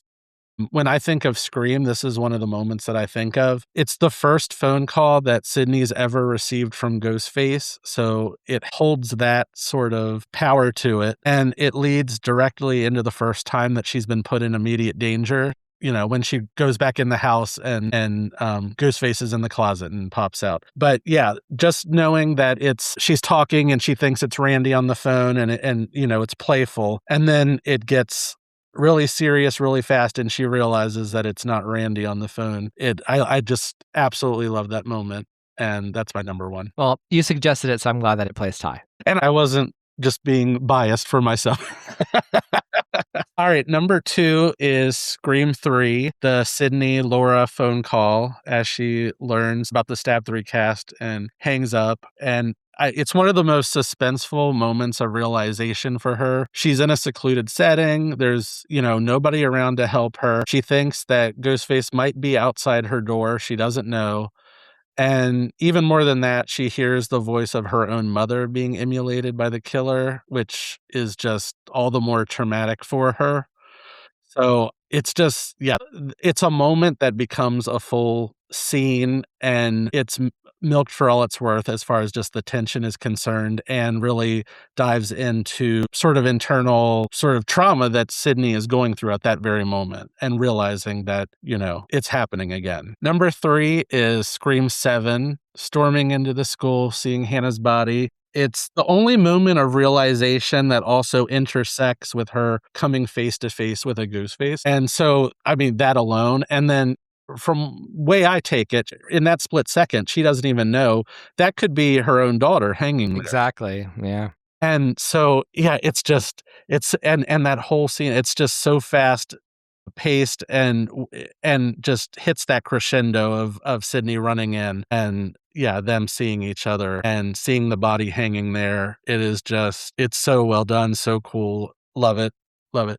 Number 4, I'm going with, again, the other Scream 7 moment. So this is the Jaws shot, or the dolly zoom of seeing Stu AI. Besides it being a cool shot, it's the first moment where her own daughter is being potentially threatened. And people can say that it's a derivative shot, but I mean, It's not. it's not. And I mean, has it been done in the series before? I don't think so. Not like that. It's not derivative. It's being used in such a way that it just brings the reality of it, what she's facing in that moment and her realization, to the forefront. It's a fantastic moment. My number 5 is Scream 3, Sidney watching the news about Cotton and dropping the dog food. Mm-hmm. So for here, I mean, she knew Cotton, she had a history with him. So learning that he's been murdered is particularly meaningful and frightening moment for her. And yeah, it's such a quiet moment. There's sort of a loneliness to it because, again, she's sort of by herself and, she's secluded, and just watching the news and being hit with the reality of having lost somebody that she has such a history with is a very powerful moment as well. More subtle than the other Scream 3 moment, but also very effective. Number 6, I'm going with Scream 2. This is Sidney watching Dewey help Derek with his arm injury. This ranked just below Scream 3 with learning about Cotton, because in this moment, although it's phenomenal, this is basically her realizing that one of her loved ones, has been harmed. So there is that danger, but he hasn't been killed. So it's not as pressing as the Cotton scene. But Nev is so phenomenal in this moment, especially. You can see when the camera sort of, pans into her and you see the glassiness in her eyes and the full weight of what's happening again to her. It's a fantastic moment. Number 7 is Scream 4. So this is Sidney running in and seeing Olivia get killed, and there's a brief shot of her close up before she runs out. So I feel like this one, it ranks lower because I feel like the shot of realization is a little too quick for me. Yeah. And at this point, she doesn't know Olivia, so there's slightly less stakes for her, just personally. But I do love that she wastes no time running towards the danger after that. And, proving all the more that she's grown and dealt with her trauma since Scream 3.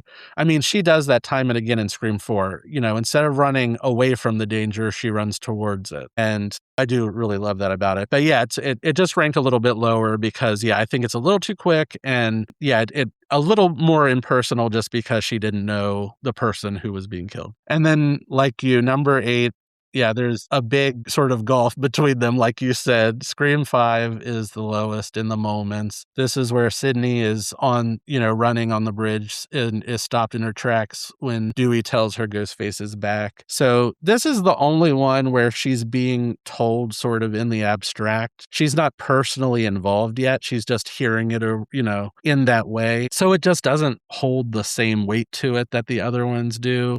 I don't mind the scene overall. I mean, I do love, when she says, I'm Sidney fucking Prescott, of course I have a gun. All the more because Nev Campbell suggested that line, which, can you imagine that scene without that? Then it would have truly been such a empty scene. But yeah, so that's the lowest because it's almost an afterthought though. Yeah, and it's, again, within the context of Scream 5, it's a really wonderful scene in the context of all these other moments and like the rest of the series, it's just very generic compared to the others. So, but I love your ranking, and I think it's like we come to a consensus. Like the best Sidneys are of 3 and 7, maybe even 1. I love that. Like we kind of skew that way. So And I will say that the Scream 3 ranking for my number 2 with the Laura phone call, that was very close to being number 1 as well. So we were very close to having the same number 1.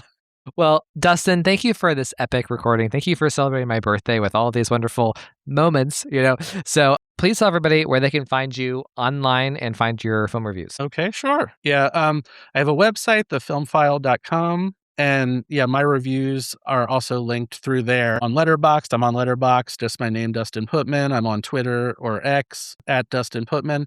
And I'm on Instagram at dp.pj.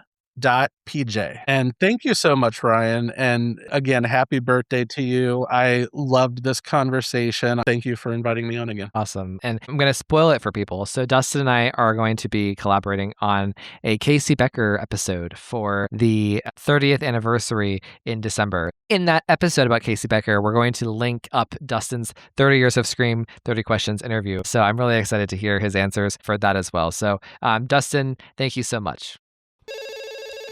Hello, everybody, and welcome to Taylor Swift with Ryan and Ashley. I'm Ryan. And I'm Ashley. Welcome, Ash. Thank you for joining me for my birthday episode. So I guess we have to pick a special song for your birthday.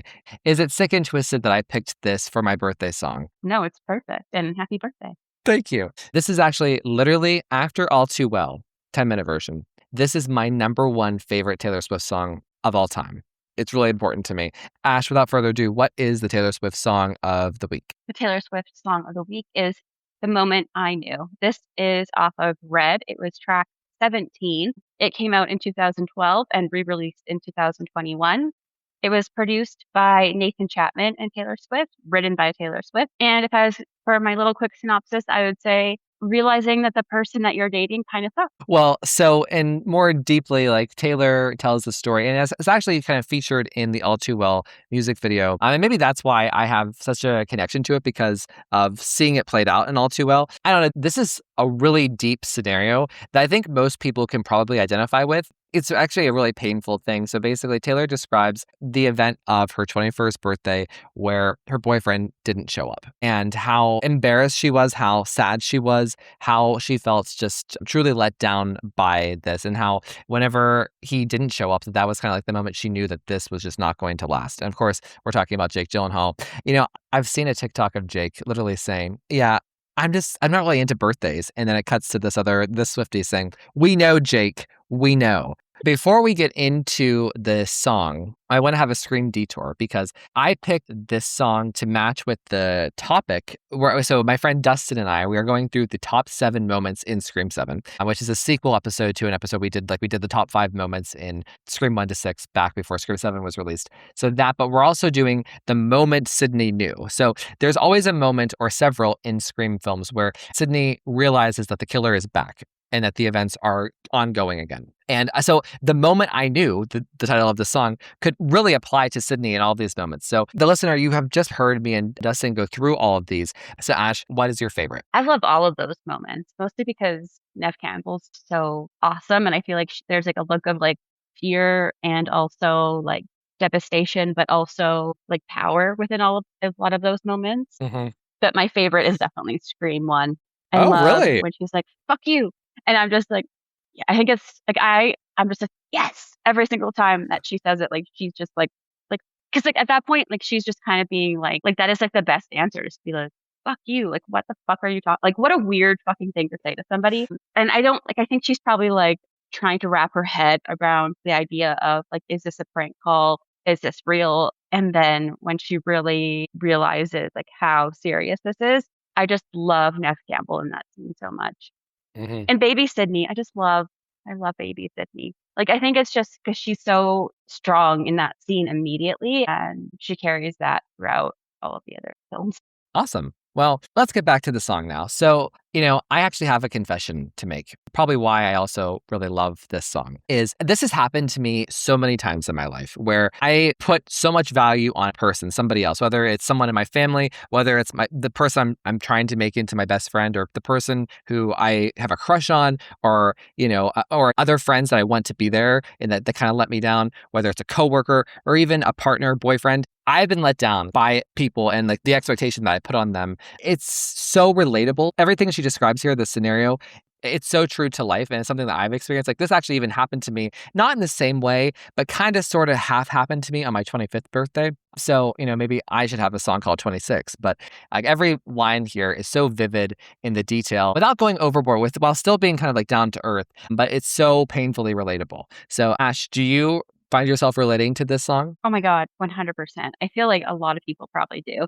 Just feeling, and like it's not even a high expectation to be like, I want my boyfriend to come to my birthday party. Right. Like that's not a high expectation. And when you're with somebody who really cares and loves you, like it would take a lot for them to miss your birthday party, right? Like it would have to be something monumental and huge for them to, and you both would agree, like, yes, you should take that amazing job opportunity in Bangkok or something like that. Or like, oh, you got hit by a car. Like, you know what I mean? Like, and that's why you weren't there. There's all of these reasons that could possibly make sense, but just not showing up is insane. Like not showing up to someone's birthday party and not letting them know. Hmm. I recently had a birthday party. It was probably one of the most fun I've ever had. And I had two people who last minute couldn't come, and they both text me like these long messages saying like how sorry they were. And like both of their reasons were like so completely valid. And I was like, please don't worry. Like just take care of yourself. It's really not a big deal. But it's just like, it didn't take, it's not hard just to send a text or to send somebody a call, like give somebody a call. And the fact that somebody was like sitting there waiting to see if somebody would come, like I think a lot of people could relate this to like a parent who doesn't show up, or somebody who like the friends that they feel like they like can't count on anymore. Mm. I definitely have dated some people where I felt like I was constantly feeling this way of being like, are they going to show up or not? Is it going to work out or not? And that is like so frustrating how that makes you feel and how rejected it can make you feel. And then you start overthinking it. And a lot of times that person tells you like, oh, it wasn't that big of a deal. Like, calm down. And you're just like, well, no, they don't deserve to have any of the quality time with you. Like they don't deserve your time anymore because they're not willing to give any bit of theirs. Well, and like the concept of, you're right, like the way when you say it like that, like it shouldn't be this hard for someone to show up to a birthday party for the person that they're dating. Like that is just like a bare minimum thing. And when you can't do that, it is the moment, it is the big sign. Like because like sometimes, and I think that Taylor would probably felt this way about Jake Gyllenhaal in their relationship. And we see this in all too well in many instances, but like sometimes I do this in my life where I try to force something that doesn't fit. You know what I mean? I romanticize and fantasize about something in an idealized version of somebody that just isn't the reality. And I think this is like the perfect example of like the rubber meeting the road. Like if they can't do this for you, they are not your person. And I think that kind of just describes kind of like the moment I knew. The moment I knew that this person that, isn't it, and that the reality is not the fantasy. So, but, as it pertains to the song, I feel like, because if I was going to make somebody listen to Taylor Swift, just to see the power of her writing and how she's able to kind of capture the point of view of the main character of her song and make it seem like anybody could be that main character, I would show them this song. The way that she just captures like this ocean of feelings and like so with such clarity and such depth, like each line is like deeper and deeper, but it's not pretentious. Like I don't find this to be an alienating song where people may feel like they aren't smart enough to understand it. It's something that's way down to earth and very human and natural. It's just it's so good. Ash, what are your thoughts? Yeah, I feel like it's incredibly relatable, and she says it like very, like she writes it out like exactly how she feels without like what I would say like going to a thesaurus, because like I'm not as smart as she is, where I'd have to like look up different words to be like, how can I make this sound even more creative? And I think that's even more interesting is she's talking to someone who from prior songs we believe is pretty pretentious in how like they think. So her writing it down just like so matter of factly, I think like one of my favorite lines is when she's like, and that sinking feeling start. Yeah. And we all know that sinking feeling. Like we all know like that feeling when you're like, when whatever it is, and like you all of a sudden feel like you're on a roller coaster and your stomach drops or something like that. And it's just caused by another person's lack of ability to like really care and to be there for you in such like an easy way. Mm-hmm. And like it's also a birthday party. Like Yeah. birthday parties are fun. Like you know what I mean? And I can guarantee you like Taylor Swift's birthday party, probably fun. And like the cake was probably amazing. That's all I have to say. Like that cake was probably amazing. And I'm just being like, you know how much I would love to get you invited to Taylor Swift's birthday? Yep. Jake, I would love that. People often tell my fiance that he looks like Jake Gyllenhaal, Ah. and it honestly makes me upset sometimes now because I'm just like, no, he doesn't. He is nothing like that man. He definitely isn't. He is like, I feel like Garrett is so much more emotionally available and like thoughtful than Jake Gyllenhaal is. I don't know Jake Gyllenhaal, but back in the day, it sounded like he needed to get his priorities straight. Yeah. Especially when you're dating someone so much younger than you. Like Mhm. everything feels so much bigger Yeah. when like you're in your 20s. Like now that I'm a lot older, like if certain people just didn't show up, it would bug me, but I would be more concerned like, are they okay? Because I really surround myself with like, as you get older, I feel like you're able to surround yourself with the people who really matter, and you're able to kind of like not care as much about the people who don't want to be there. Like you're able to kind of like grow and like learn from all the hurt and be able to be like, I don't need this person in my life. Like if they don't want to be here, I don't want them here anymore. Right. When you're younger, and I don't mean this in like patronizing way, it's just like you're experiencing things as you get older, right? And everything feels so much bigger because you're experiencing it for the first time. And it's so cruel. Like I just think that if somebody is like dating somebody who's younger than them, not to put themselves in the shoes of that younger version of themselves, it's just so cruel. And when you know somebody is like, if their birthday is important to them, like you go and celebrate it. Right. Like not everybody gives a crap about birthdays, but when people do, you just, if you're their friend or your boyfriend or whatever it is, like you just go and do it. Like, you know what I mean? Like it's not Totally. hard to be there for somebody. And I get worked up thinking about this, but like anybody who would do this to somebody, like it's such a small thing Yeah.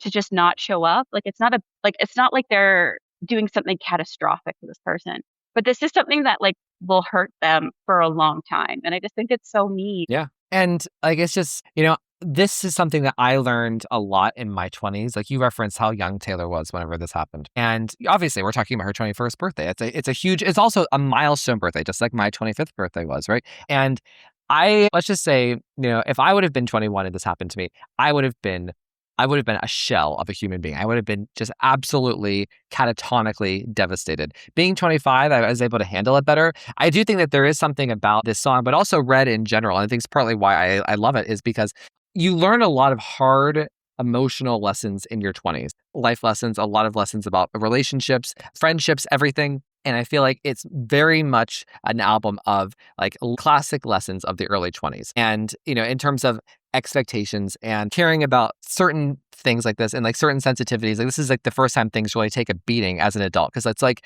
you're technically an adult, but you don't feel like an adult. It's like this weird in-between space. And I think that's really captured in this song. I feel like this song, I don't want to say it's like a lesson learned, but it's definitely like a storm you go through and then you come out on the other side in a different way. And that's what I love about Red and the moment I knew. So any thoughts? Yeah, Red is so cathartic, and I feel like it's extremely relatable. And I could see how, like, this isn't the same album, but I remember when Olivia Rodrigo's album came out, her first one, Sour. I remember people saying, "Oh, there's so many like old people that like this album." And I mean, I was one of those old people, and they were just like, "I don't get why they like it so much." I was like, because this is the album I wanted, and it's not like I can necessarily relate to all of these songs as if they're happening to me in this exact moment, but I can relate to it because I can be like, oh, I remember when I was 19 and something like this happened. And like you get like songs can take you back to that. And I feel like Red in particular can really take you on a journey of going back to different times. And Taylor especially has like the ability to, one, make you understand even if you don't relate to a song, but two, if you do relate to the song, it is just like a wave of emotion that goes over you the first time you hear it. And then it feels good the next time.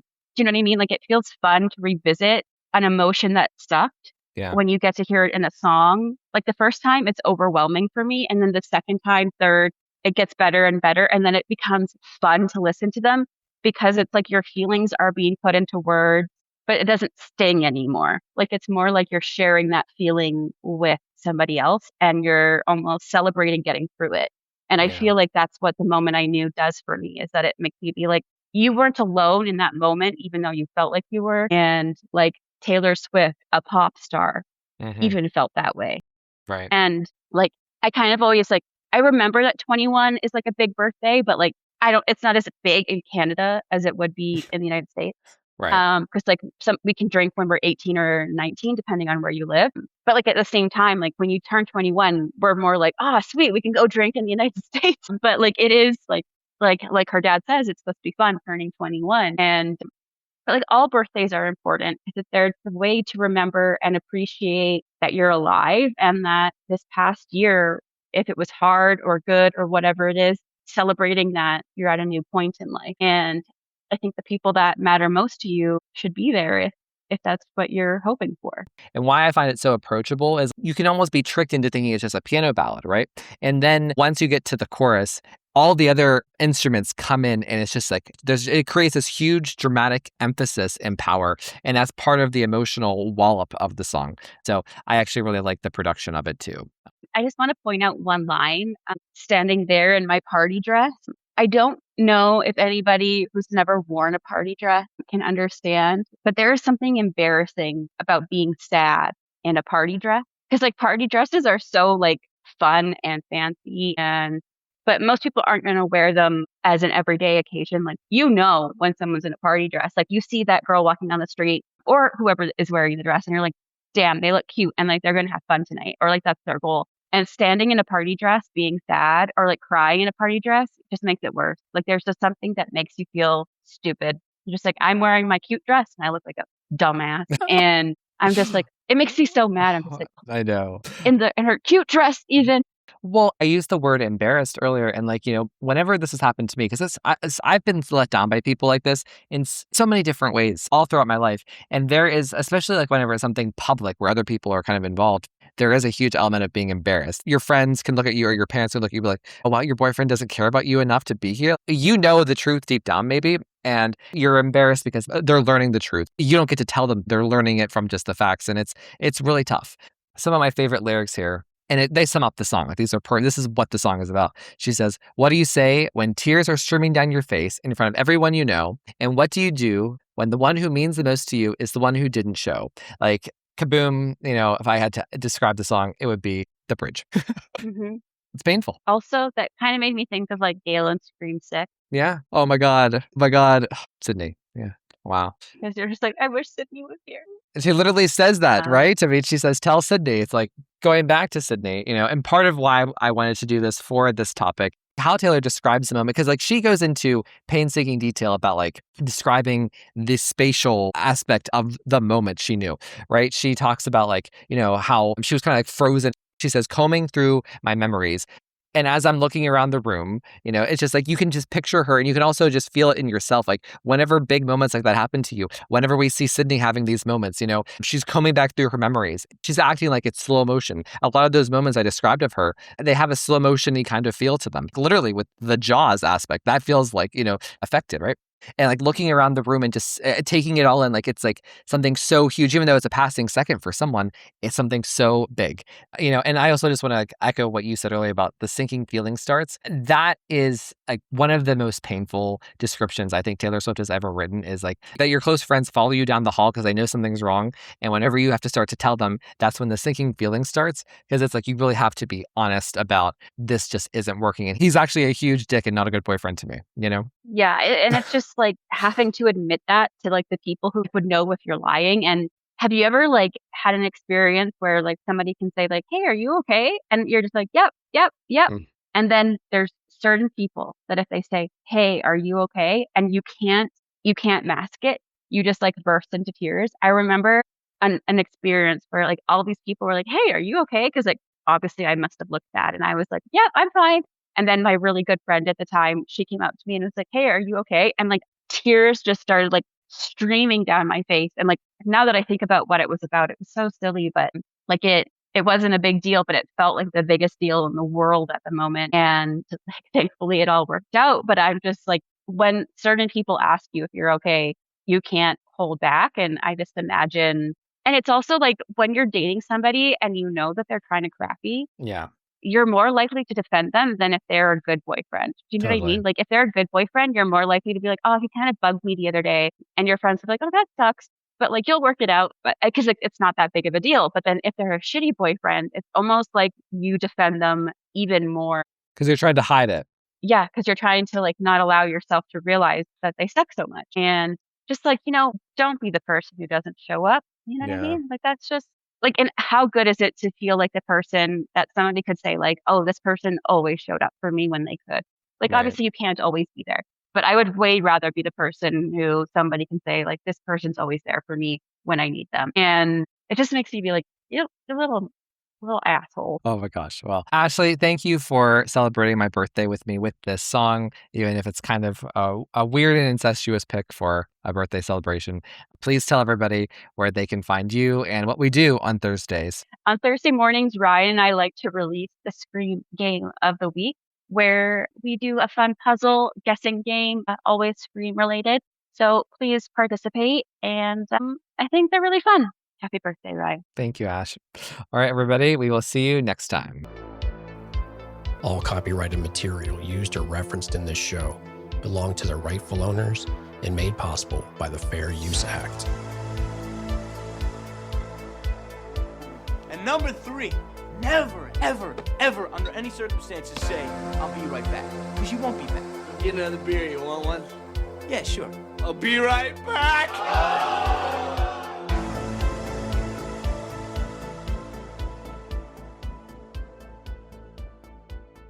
Dear God, Ryan,